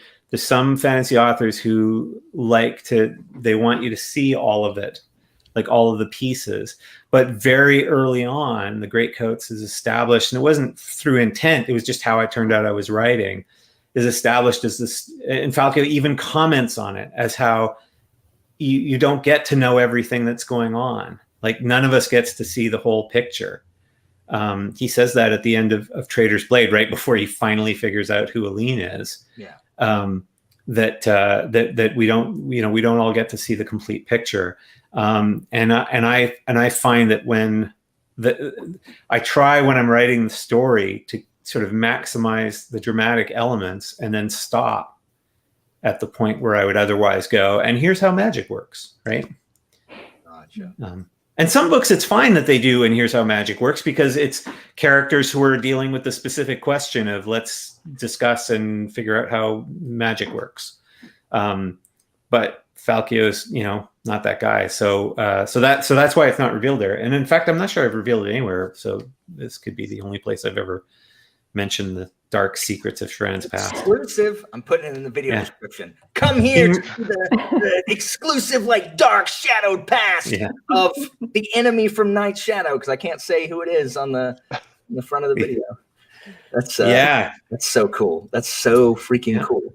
Well, guys, I have talked about some of my favorite moments. Angela, Adrian, Sarah? Sorry, I'm not trying to skip you, Sarah. Angela, favorite Kest moment. Oh, I mean, the whole last 200 pages of Saint's Blood, when he has that internal struggle and Falco has to go talk to him. And I just felt that his whole struggle was really relatable, because we've all kind of had that moment, I think, where we think we've achieved something or we've done something or we've lost ourselves. And Kest has to kind of deal with that. And then when he does what he does in Tyrant's Throne, and then the reveal that comes in that moment with Falco, where he says, the king made me promise to stop you. And going back to, Alan, what you were saying about Saint's Blood laying a lot of the groundwork from a plot perspective, it also lays a lot of the character arcs. And that payoff in that moment between Kest and Falco really parallels what happens in Saint's Blood. So I love the whole last 200 pages of Saint's Blood is my favorite. I said this earlier, that's my favorite book. So I did not feel it was a side quest. Angela, if he's your favorite, why do you feel he's so loyal to Falco? Where do you think that comes from? I think it kind of goes back to what Sebastien was talking about earlier when he was developing the characters and the how. I think I could speculate on it, but I think Kest continuously shows his loyalty to Falco from page 1 to that moment. And then going back to what the king asks him to do or makes him promise, he doesn't ask anybody else to do it. It's got to be Kest. So I think that kind of says everything about his character and the fact that he can do it when he has to, because he has to make that choice. Not just to promise or to keep the promise, but or to make the promise, but also to keep it against Falco in Falco's weakest moment. Yeah. So it's kind of a difficult thing. It also says a lot about Kest that, like, we know Kest is a better sword fighter than Falco. Like, first of all, the way that Falco won that duel, absolutely brilliant. Like, absolutely brilliant. I know we were all like, how did he win? And then I saw it and like, that is, of course, that's the most Falco thing to do. Like, it's the most Falco way of winning a battle ever. Brilliant. But Kest knows that he's a better, like, he is a better fighter than Falco. And yet he still chooses to fall in his role, not as first cantor.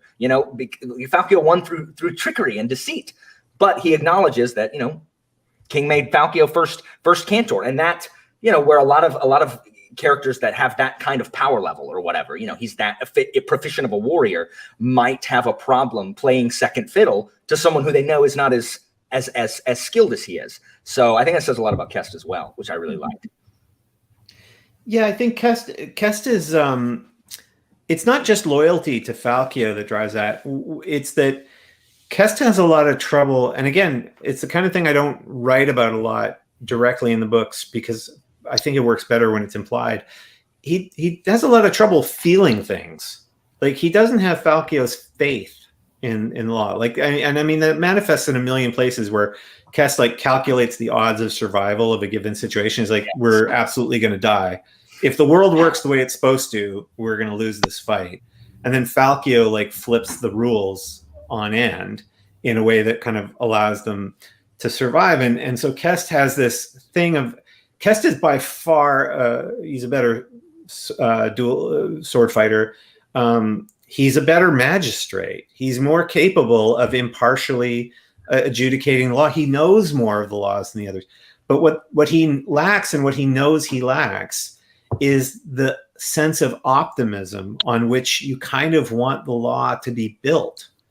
Because if the law is just built on what rules make the most sense, then it loses its compassion. And so that's the one thing where he's aware that Falkio brings that to the table. But I agree with you, Angela. The thing I loved about when I was writing the last couple hundred pages of Saint's Blood is, in part, like I intentionally made it so that in that other world is where, Kest is sort of dying, and they're in that weird sort of completely kind of ivory looking world, where he's sort of slowly kind of slipping away. It's sort of the only time I allow Kest to actually speak kind of what he's feeling. Right. Yep. Even then I hold it. He almost sort of says to Falkio, like, I don't get to say even how I feel, like even what our relationship is, because if I do, it's going to break it. And I wanted the reader to get a chance to see that sort of frustration, and only in that space, where he's sort of on the verge of death. Because as far as Kest is concerned, he's like, I did everything I said I would do, and now I'm dying, and that's fine and whatever. But in this point of dying, I'm going to get to say what I want to say and explain, the frustration, because he never does that again once he comes back out. And I find that there's people that I've met that are kind of like that are so, I don't know if reserved is the right word, but they don't allow that stuff to come out explicitly. Those feelings come out explicitly, except sometimes in a very specific situation, and then never again. So, Angela, you're smiling. Are you one of those people? Yeah, I'm one of those people. In addition, speaking of that scene, why would you make Brasti be the one to strangle Falkio? Why would you do that to us and to Brasti? It was. I know, Adrian. I know it was hard for you to read, wasn't it? Yeah. Oh, Absolutely. man. The whole sequence was hard to read. Poor Brasti. I say poor Brasti more often when reading these books. Like, poor guy. He's had some good times. They really weren't in the time where he joined the Greatcoats. But it's hard, right? Like, he's a guy who's not motivated by the same things. Like, the thing that unites them all is the sense of friendship, and friendship, for me, friendship is like the great redeemer of society, right? Like, people always say love, but and love is great. I adore being in love. I've been in love for a long time now. But friendship has this strangely redemptive quality about it that crosses certain boundaries of difference that I adore, and that's the thing that keeps, that Brasti has in common with the other two, but he doesn't have the same, like, he doesn't buy in to notions of law and justice like the way that Falkio does intuitively and that Kest does intellectually.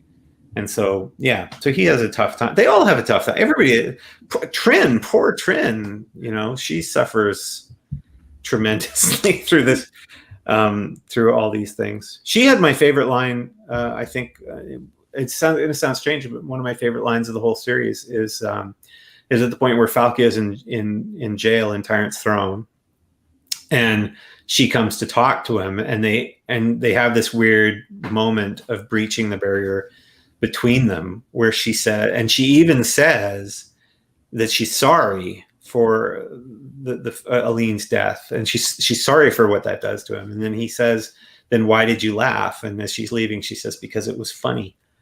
And that, for me, that was my favorite, one of my favorite moments, because in a sense, and it sounds strange, but because like the thing is, writing a book is a lot like reading a book. It's just, it involves more typing. Like, I'm just digging in the mind, searching for stuff, right? I'm like searching for this story. And so I didn't fully understand Trin as a character until that moment. Like, I knew lots of things about her. I knew she was evil. Like, I knew that she was capable of evil. I knew that she was capable of love. I knew that she had been mistreated by that what her mother had made her do, spend the first like 18 years of her life pretending to be a servant. I knew that that wasn't just going to be, here, honey, I love you so much, now go off and pretend to just be the servant, that was actually treating her like crap. Kind of is, I guess, an anti-Spartan thing, like this sort of, I'm going to train you how to be what I need you to be. I'm going to mold you through cruelty.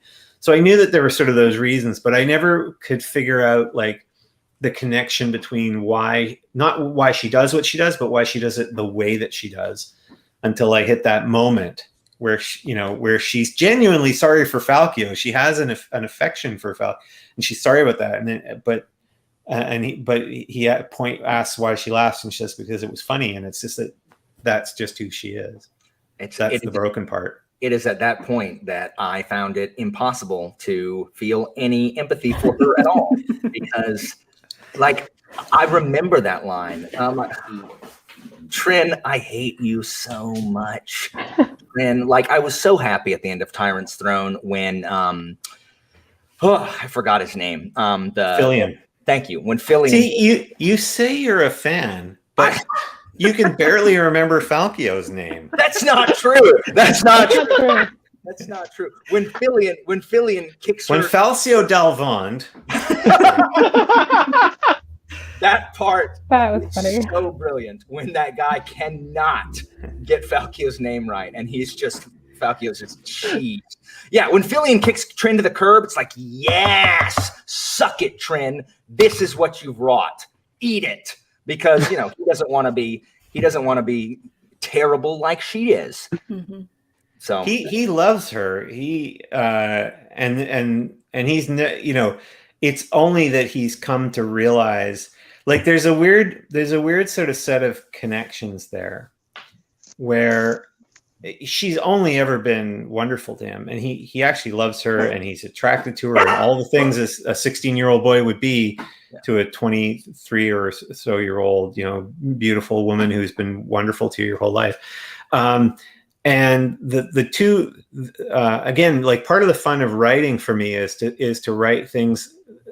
Sometimes to write the obvious things. So that like there's a scene earlier on when Falkio is sort of testing Filion. He's trying to understand Filion because as far as he's concerned, he's like, how can I trust someone who was raised by Patriana in any way, shape, or form? And he tells him the story of the dog that she gave him. That he loved this dog, but the dog went crazy and started hurting people, and that Patriana said, you have to put the dog down because the dog's hurting other people. Right. And which is again a very Patriana thing to do, in the sense of, she's not evil for the sake of being evil. She's like, this is how the world needs to work. And although I'm always absolutely loath to create metaphorical parallels between female characters and dogs in any way, shape, or form, that is in fact the thing that happens at the end. Like he's talking to Trin the way that he was thinking about the time when he had to kill a dog. And in fact, this is kind of a weird director's commentary spoiler. In the original draft, he kills Trin. Joe forbade me from killing Trin. Really? Yeah. Joe never sort of forbids. Like if I really made the argument, like she had originally forbade me in Night Shadow from redeeming Gillard.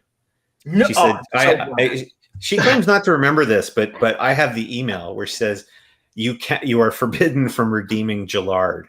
I'm so glad you when she'd read the outline. No, but she was right that I couldn't do it. I couldn't do it in Night Shadow, and that's like the instinct that when you're writing, especially when you're new to it, which I was, and in some ways still am.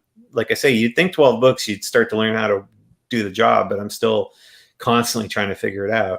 But the instinct is to rush it sometimes. My instinct is to rush things, and she was right that I needed to do it more slowly. And so that's kind of what I had to do there. But with Trin, she said, you can't kill Trin off. And I was like, well, why? And she's like, well, because she's too interesting a villain. Like, and so, and it's funny because then when Court of Shadows starts up, and I won't give any real spoilers to that series, but the underlying Court of Shadows is this threat that they can't really see coming, and they don't understand where the threat's coming from. And I'll spoil the one thing, that it's not coming from Trin, but the fact that if you're someone like, let's say, Chalmers, who's the new head of the new first cantor of the Greatcoats, and you're the one person that doesn't have this particularly venal relationship with Trin, and you realize there's a threat that's just too massive and you don't know how to figure it out, there's a chance you're going to need advice from someone no one else would want advice from. And so for that reason, I was glad she didn't let me kill Trin. Trin's in the next books. She's gonna be in the next series. Yeah, I can't see how she could not be. I am so someone like that. I'm so excited. Go ahead, sorry. I'm sorry. I'm just so excited. Like, I'm fanboying all over the place. I am so excited to read these books. You know what's nice about this? Every author should get this kind of experience. This is like the opposite of having a meeting with my publishers. They're like, we don't know, like in the middle of whenever you're in the middle of contract negotiations, it's like, it's a tough market out there. I don't know if people want more, Greatcoats. Or you need to take us with you to your publisher meetings, and we can be like, no, everyone wants these books. These 4 people will buy 30,000 copies each. We will go out and start handing them out on the street so that people read them. I'm so excited. I'm so excited that there's more Greatcoats on the way in such a big way. Oh my goodness. Yeah, it's a tricky process, I'll tell you. Like, honestly, because Tyrant's Throne is when I read through those books and I get to the end, I'm like, that is the end of that story, right? And so when you're starting a new story in that world, it can't, like, the easiest thing in the world to have done would be to go, right, Falkio book 5. But it would be so forced and so sort of artificial. And so then when you're sort of going, well, I got to create, these books have to be about new characters, but they can't be just, avatars for Falkio. It can't just be like another, you know what I mean? And that, so it's tricky, because the whole time, I swear to God, like, when I first started writing my first attempt at writing a next sort of Greatcoats book was actually Chalmers, Rylese, and Gwyn. Gwyn, by the way, the young Rangieri, is named after John Gwyn. Just because I always liked his last name, and he's a friend of mine, and he's such a nice guy. So one day, so if Gwyn ever gets killed off, it'll be because you'll know that John Gwyn actually pissed me off somehow. It'll be some really gruesome and embarrassing way. Be like, why did he have a Greatcoats book that involved like autoerotic asphyxiation of a character? Be like, John really pissed me off. No, sorry. I was listening to NXS the other day. Yes, what you said at the beginning. He was awful, just awful. That's right, exactly. No, but when I first started writing, when I was aiming at the next Greatcoat series, I started writing about the forming of a new trio, because it felt like the most natural thing in the world. Oh, we never got to see the forming of the original trio. Well, now it's the forming of a new trio. But in order for them not to be replicas of Falkio, Castell, and Sebastien, they had to be struggling with lots of other things, and they had to feel different. And then I realized, like, what I'm doing really is taking all the things people love about the Greatcoats and then stripping out the parts they love in favor of the structure, in favor of the notion of a trio. And worse than taking away the things other people love about the characters, besides taking away the things that I love about the characters. So I have about 25,000 words of some of that. And there's some moments in there that I love and I hope to put in, but I hadn't figured out how to sort of do it. And I realized I had to kind of go a little farther afield. And so Damalas is who's the main character in Play of Shadows, is someone I really enjoy. And the woman who gets called Lady Consequence in Our Lady of Blades is someone I really enjoy, but they're very different sorts of characters. So we'll see. I maybe I'm hoping not to be watching 20 videos on the Library of Alexandria channel about how the Greatcoats have lost it. No, I don't even know how I could. I don't even know how I could do that. Like the idea of a great coat already excites me. Like I have literally looked online before for greatcoats, like actual greatcoats, just because like I would totally wear a greatcoat around and give people buttons, being like, "Hey, you're a juror," and, you know, be run out of town. Is Chalmers the main character of? Is she a main character in Our Lady of Blades? No. Okay. No. Chalmers, I haven't figured out how to write her properly. Like I say, I did about 25,000 words of sort of test writing about her, and I haven't figured out how to kind of make her work as a character. Because the problem is, you know, she's this 18-year-old woman who Falkio picks to be the next first cantor, because the thing that he figures out across that series is that the only thing that makes him different is his fundamental faith in what the Greatcoats are about, and that nobody else has that faith in that delusion other than Chalmers. You know, that she's so delusional about it. And it's funny, right? Because you realize when in Tyrant's Throne, right, like that she heard the same kind of goofy stories as a kid that he had heard from Bal Armador. And that's what prompted her to do all these things that Falkio, when he sees them happening at the beginning of Tyrant's Throne, he's like, you're stupid. You're out of your mind. You're wearing like a fake coat. You know, it's not a proper great coat. You're rubbish with a sword. And so it's when he sees her ride the Scorn where he realizes, like, okay, that's the power of her level of faith in what the Greatcoats are supposed to be about. But figuring out how to write her without turning her into either Junior Falkio or not Falkio, like, you know what I mean? Like it can't be about Falkio. And it's interesting because in the spring I wrote a bunch of stories that I'm slowly putting up for sale on. I was about to ask about those. Yeah, I had started doing, and it was funny because it was a chance to write. So I wrote a couple of Falkio stories in there, which I'm going to put up for make available soon. It's just I wanted there to be audio versions, and I wanted Joe Jameson to record the audio versions of those of the two Falkio stories. But it was funny because as one of them wrote a story called "When the Sword Seems to Smile," and it's a Falkio story, and I was like I had sat down to write a Falkio story, and it's like there are very few things I can write about Falkio now, right? That I can still write about him, because so much of him we've sort of seen. And I don't just want to write the sort of what people would sort of call fan service stuff, where it's like, oh, we love it when Falkio solves a battle, so let's do that. So I had to do slightly different things with it. But they're fun stories. And actually doing that allowed me to discover Estevar Boros, who's like my new favorite greatcoat. Nice. What is he? Yeah. He's the King's what? The King's Crucible. I characterize him as swashbuckling Hercule Poirot meets the X-Files. So the Dance of the Chamberlain is the first. It's a novelette, and that's the first story I wrote with him, or published with him. And Estevar is the greatcoat who was assigned by the king, who was always assigned by the king to investigate what looks like supernatural events. So because there is magic in Tristia, there's just not a lot of it. And most of the greatcoats are complete crap at dealing with magic. And so Estevar is the guy that goes to investigate when it looks like there's ghosts or demons or things like that. And when is that coming available? It's available now. It's already available. You call yourself a fan of the series and you don't even have Dance of the Chamberlain or Memory of Flame? Oh my God. Are these all on your website? Yeah.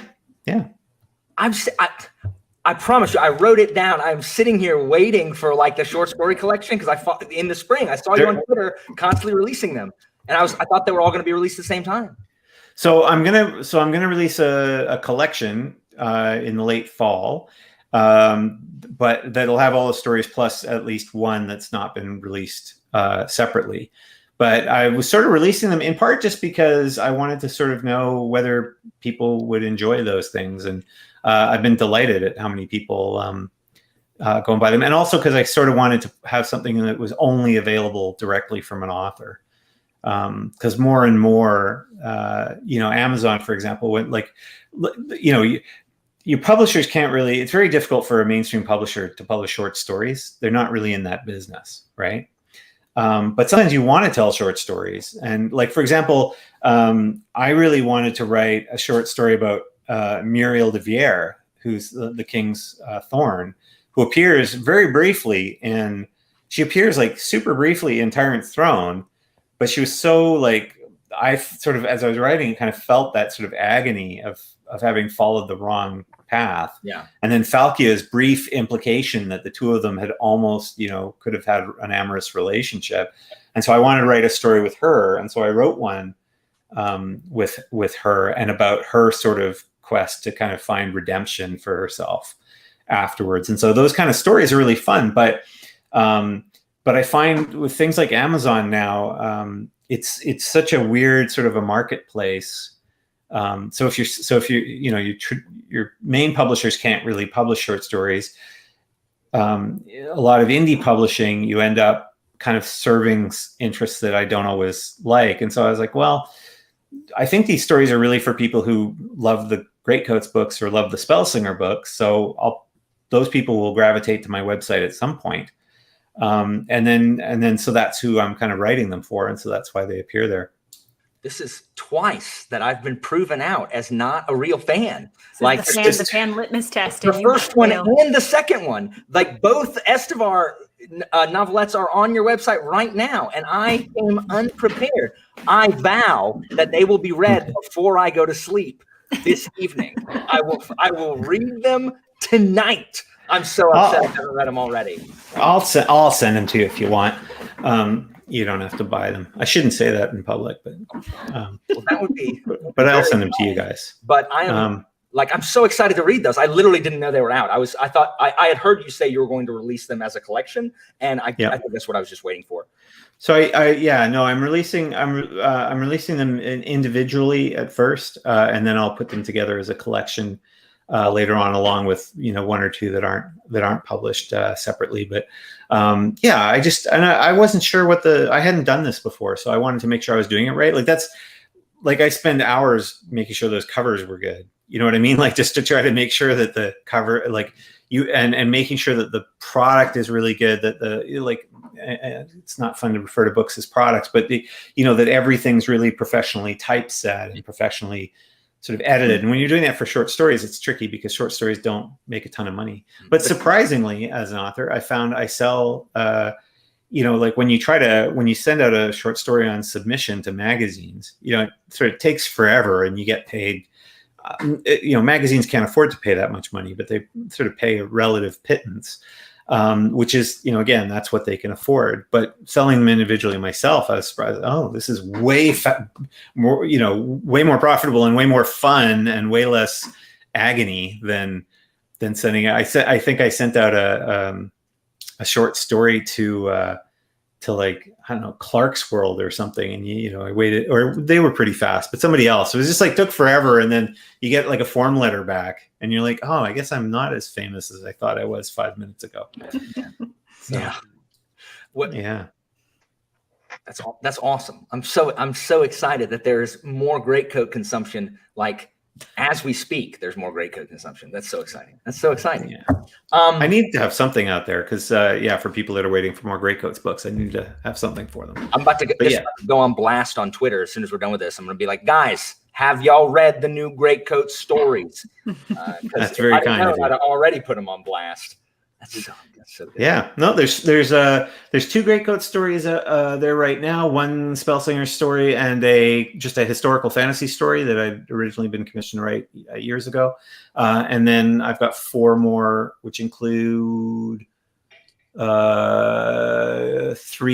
more Greatcoat stories, and because there's another Estevar Burrow story, and 2 Falkio stories, and a Kellen story from Spellslinger.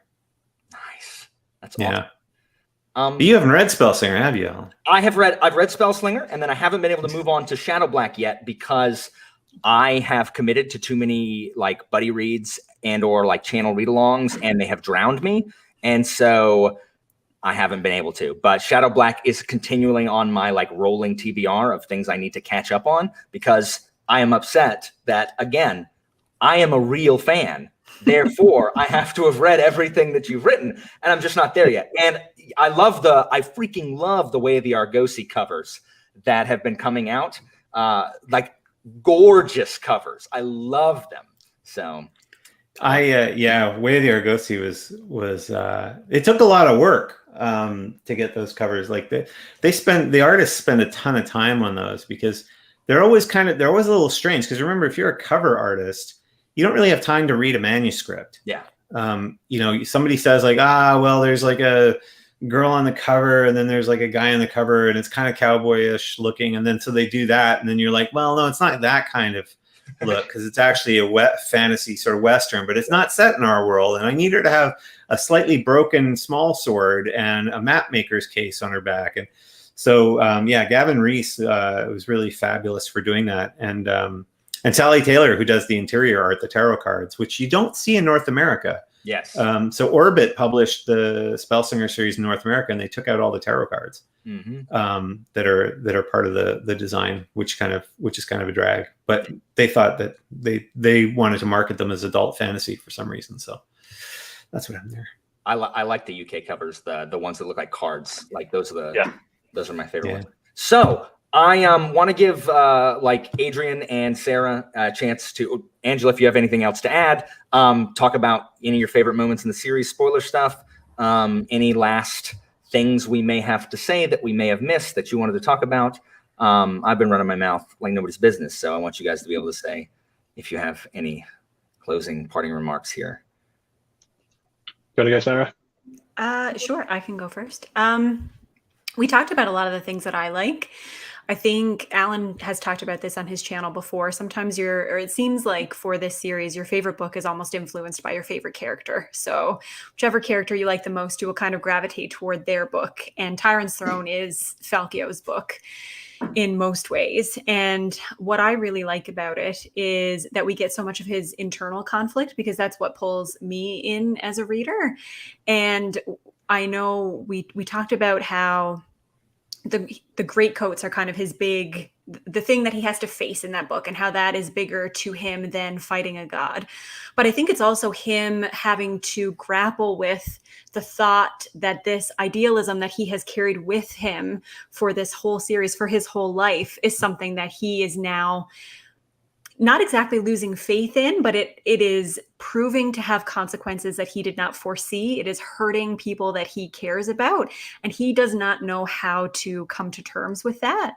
And so a lot of when I said that Alan talked and I cried during this book, that's true, because I empathize so much with Falkio and how much he struggled in that book. And there was nothing more heartbreaking to me than him having to come to terms with that. And I thought that it was really powerful. And one of my favorite moments, I really enjoyed his relationship with Palis throughout the books. We see a lot of it through Flashback. And then obviously in the fourth book, we get the scene where we get to get some closure in that relationship. But what my favorite part was we spend all this time in Falkio's head. Like you said, he is an unreliable narrator. So for the beginning of this story, we feel like Palis is the moral compass, because Falkio kind of sees him as his moral compass. But as we make our way through the books, we see that Falkio was actually Palis's sense of morality, because he's the one who actually has those ideals, and Palis was kind of a shit a lot of the time. And so he actually depended on Falkio for that. And so I really liked seeing that. Right. I liked seeing that come full circle. So that was my favorite part of the series, but I love so much of it. Yeah, it's so funny. I haven't heard it put that way before, but you're absolutely right that like Palis's talent was in spotting talent, right? Like, and he meets Falkio and he sort of sees this thing that he doesn't have, and that he believes in. He knows it's important, but he doesn't know how it's going to be, how it needs to be followed up on, right? Like Palis wants to have this great country. He's intellectually got it all worked out, which is why, his Palis's aim is to set up the preconditions for a proto-democracy, right? Which is, again, something I don't make explicit in the books because that sort of distract, as much as I love being polemical, that sort of distracts from the drama, which is the only thing that I try to be concerned with. But that's why the jurors are actually more important than the greatcoats in a way. Like that's the thing that Palis figures out, is if you sort of involve more and more people in the process of justice and law in the country, you will create a country where laws matter. But he can't get to that stage. And so Falkio's the guy who he thinks can sort of help get things to that stage, in the same way that that Aline, Falkio's wife, is Falkio's sense of courage, right? Like, he doesn't know how to, he tells us that as a young kid, like, he loves stories of the Greatcoats, and he loves he learns sort of swordplay from Kest's father, but he doesn't have that sense of courage. He doesn't have that sense of like how to do it when it's really, really hard until Aline. And that's why he says at a certain point in Saint's Blood, she was the first greatcoat. Like, it wasn't, there'd been greatcoats in the past, but he wasn't the first of the new greatcoats. It was her. And so everything that he does is sort of constantly based on her. But by the time we get to Tyrant's Throne, one of the things that happens is in books 1 and 2 and 3, we have more and more of Aline.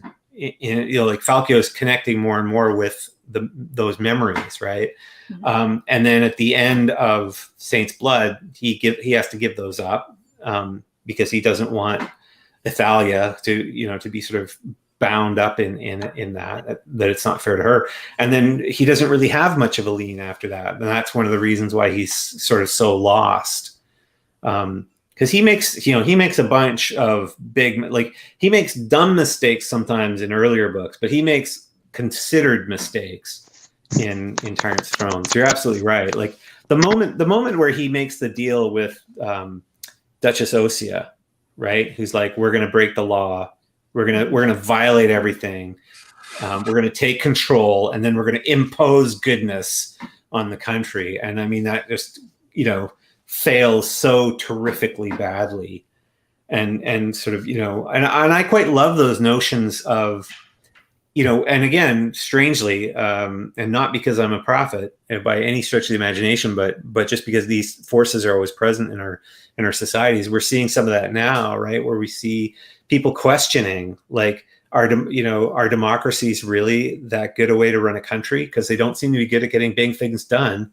They seem to China seems like they can just get huge stuff done. What's wrong with these democracies? And should we just maybe suspend it and tear it apart? And and so a lot of that's and Falkio makes that horribly disastrous choice on that front. And then right afterwards, he's confronted with the Bardati and the others, sort of saying the country has failed.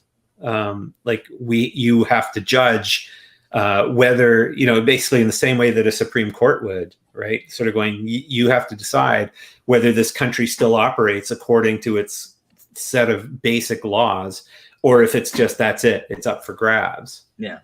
So those are the things I love about that book, or that I just enjoyed writing and playing with. So I'm with you, Sarah. That's where the action is. That's such good stuff. Adrian? I was reminded there, and this isn't from a book that I would say was my favorite, but I absolutely adore. There's a moment when Falkio is walking through the camp outside the keep, and he realizes that all the people who've come, or the vast majority of people who've come, all have their coin, and they were all jurors, and they're people that Falkio and the Greatcoats over the previous decades have actually not only impacted, but actually what they've ruled is being upheld by these normal, everyday citizens. Yeah. And I think there was something so powerful about that scene. There's not got much to say about it other than just that was the moment. There's two moments that really hit me, and the first one was No Man Breaks the Rock, and I was like, okay, I'm reading this whole series. This is not I'm in. But then that scene as well just floored me. Yeah. That was because of a friend of mine, Kim Tuff, who's another novelist, friend of mine. she was reading it, and she said, and she correctly noted that that I was sort of setting out the climax of this series. And I had missed that thread, which I was talking about before, that ultimately it's not the few that save the world, it's the many. And she said, we need to sort of see some of that happen there. And that kind of worked really. What was nice is that it kind of coalesced with, in a way, Falco finally coming to understand like that this was the part that mattered. It's not the judges that matter, it's the juries.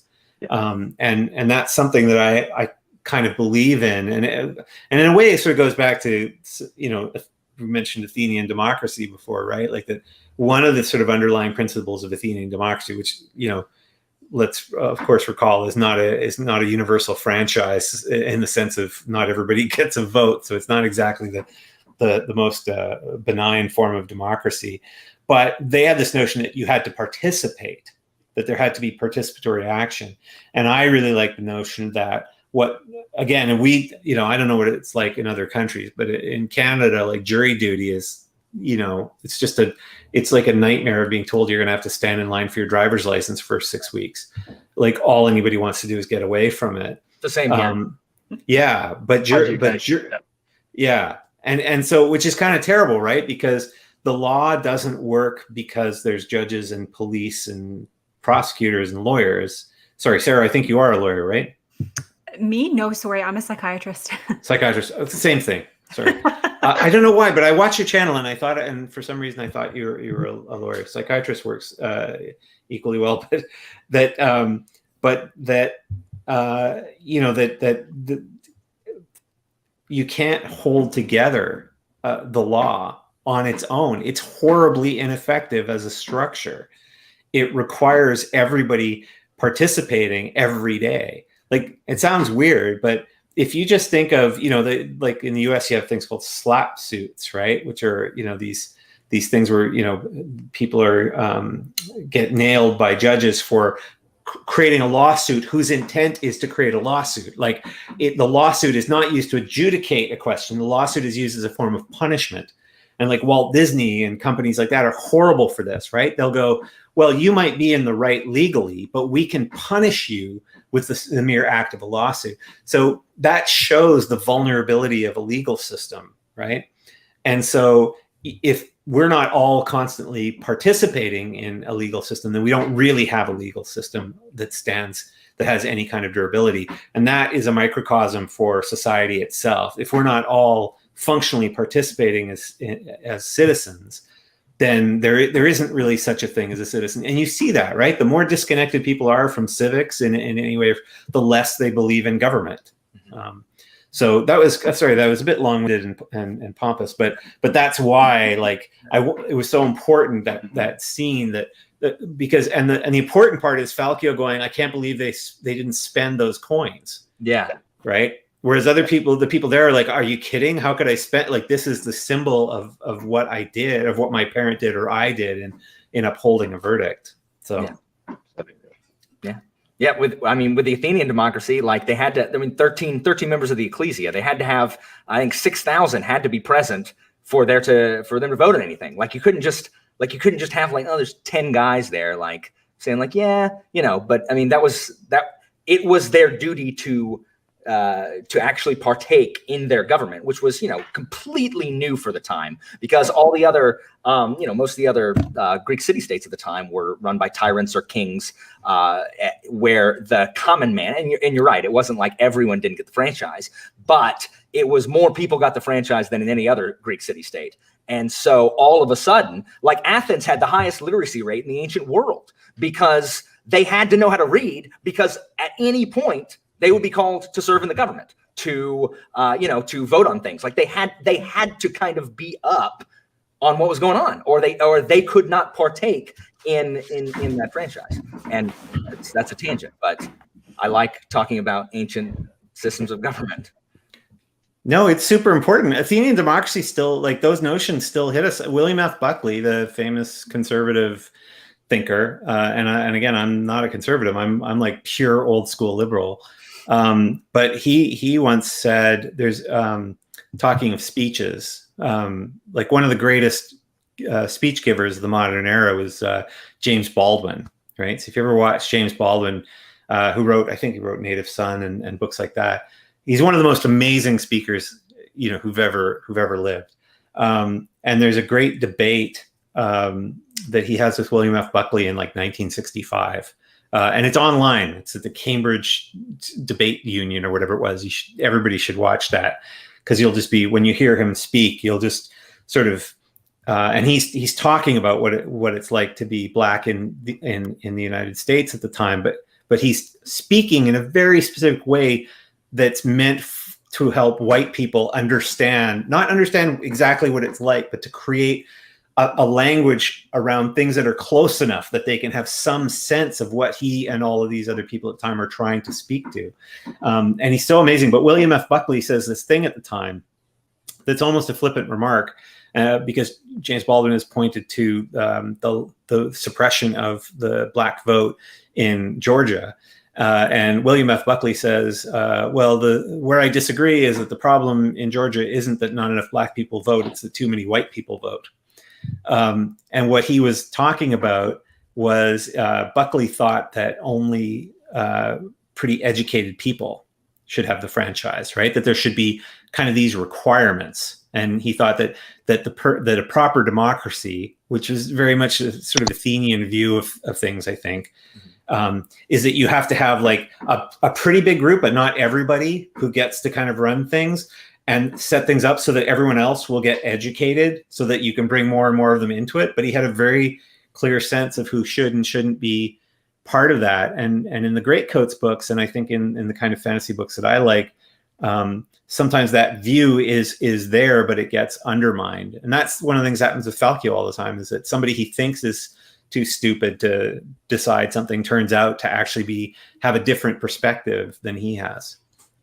And in the late part of the Peloponnesian War, Theramenes, after Alcibiades helps like overthrow the democracy and remove it, like Theramenes wants to establish what he calls a qualified democracy, which is what you're talking about, where there's 5,000 in the ecclesia, but only like it's meritorious, like only the 5,000 most qualified will get to participate in this democracy, which so. Anyway. Yeah, and meritocracy is like the worst idea on the planet. Anyone who doubts it should read Michael Sandel. He's a philosopher, and he teaches a course on justice at Harvard that's like the most popular, or was the most popular course there for all. And you can watch that whole course on YouTube. So anybody out there who's like, philosophy's boring, but I feel like I should know some of it, watch Justice, What's the Right Thing to Do with Michael Sandel, and it's like incredibly engaging. And he uses the Socratic method. Like, who still uses the Socratic method? And yet he does it brilliantly. But he wrote a book called The Tyranny of Merit, I think it is, about why that what feels like a very natural and intuitive idea, let's let the wisest, the best have the say, why that's wrong and why it doesn't work. So he would have some things to say to the Athenians. Sorry, that was another little mini speech. Fine. Little. I'll talk about ancient history and ancient governments like forever. So it's so interesting to me. Angela, do you have any closing thoughts on the Greatcoats? The only scene I wanted to talk about that we haven't really is when in Saint's Blood, Bratzi, Kest, and Falkio see the god of valor and who they see, and the way it reveals something about themselves. And when they see Tomar. I just love that whole scene. That hurts. Yeah, it's interesting. That wasn't in the first draft. I hadn't figured out how to make, there's a point in a novel. Saint's Blood has a reasonably conventional structure where you sort of have in a typical sort of Western genre novel, by about the third quarter mark, you have like this sort of death, like something happens, and whether it's real or figurative, it feels like everything's fallen apart. And that certainly sort of happens in Saint's Blood on multiple levels. And then you have to have a sort of some form of rebirth.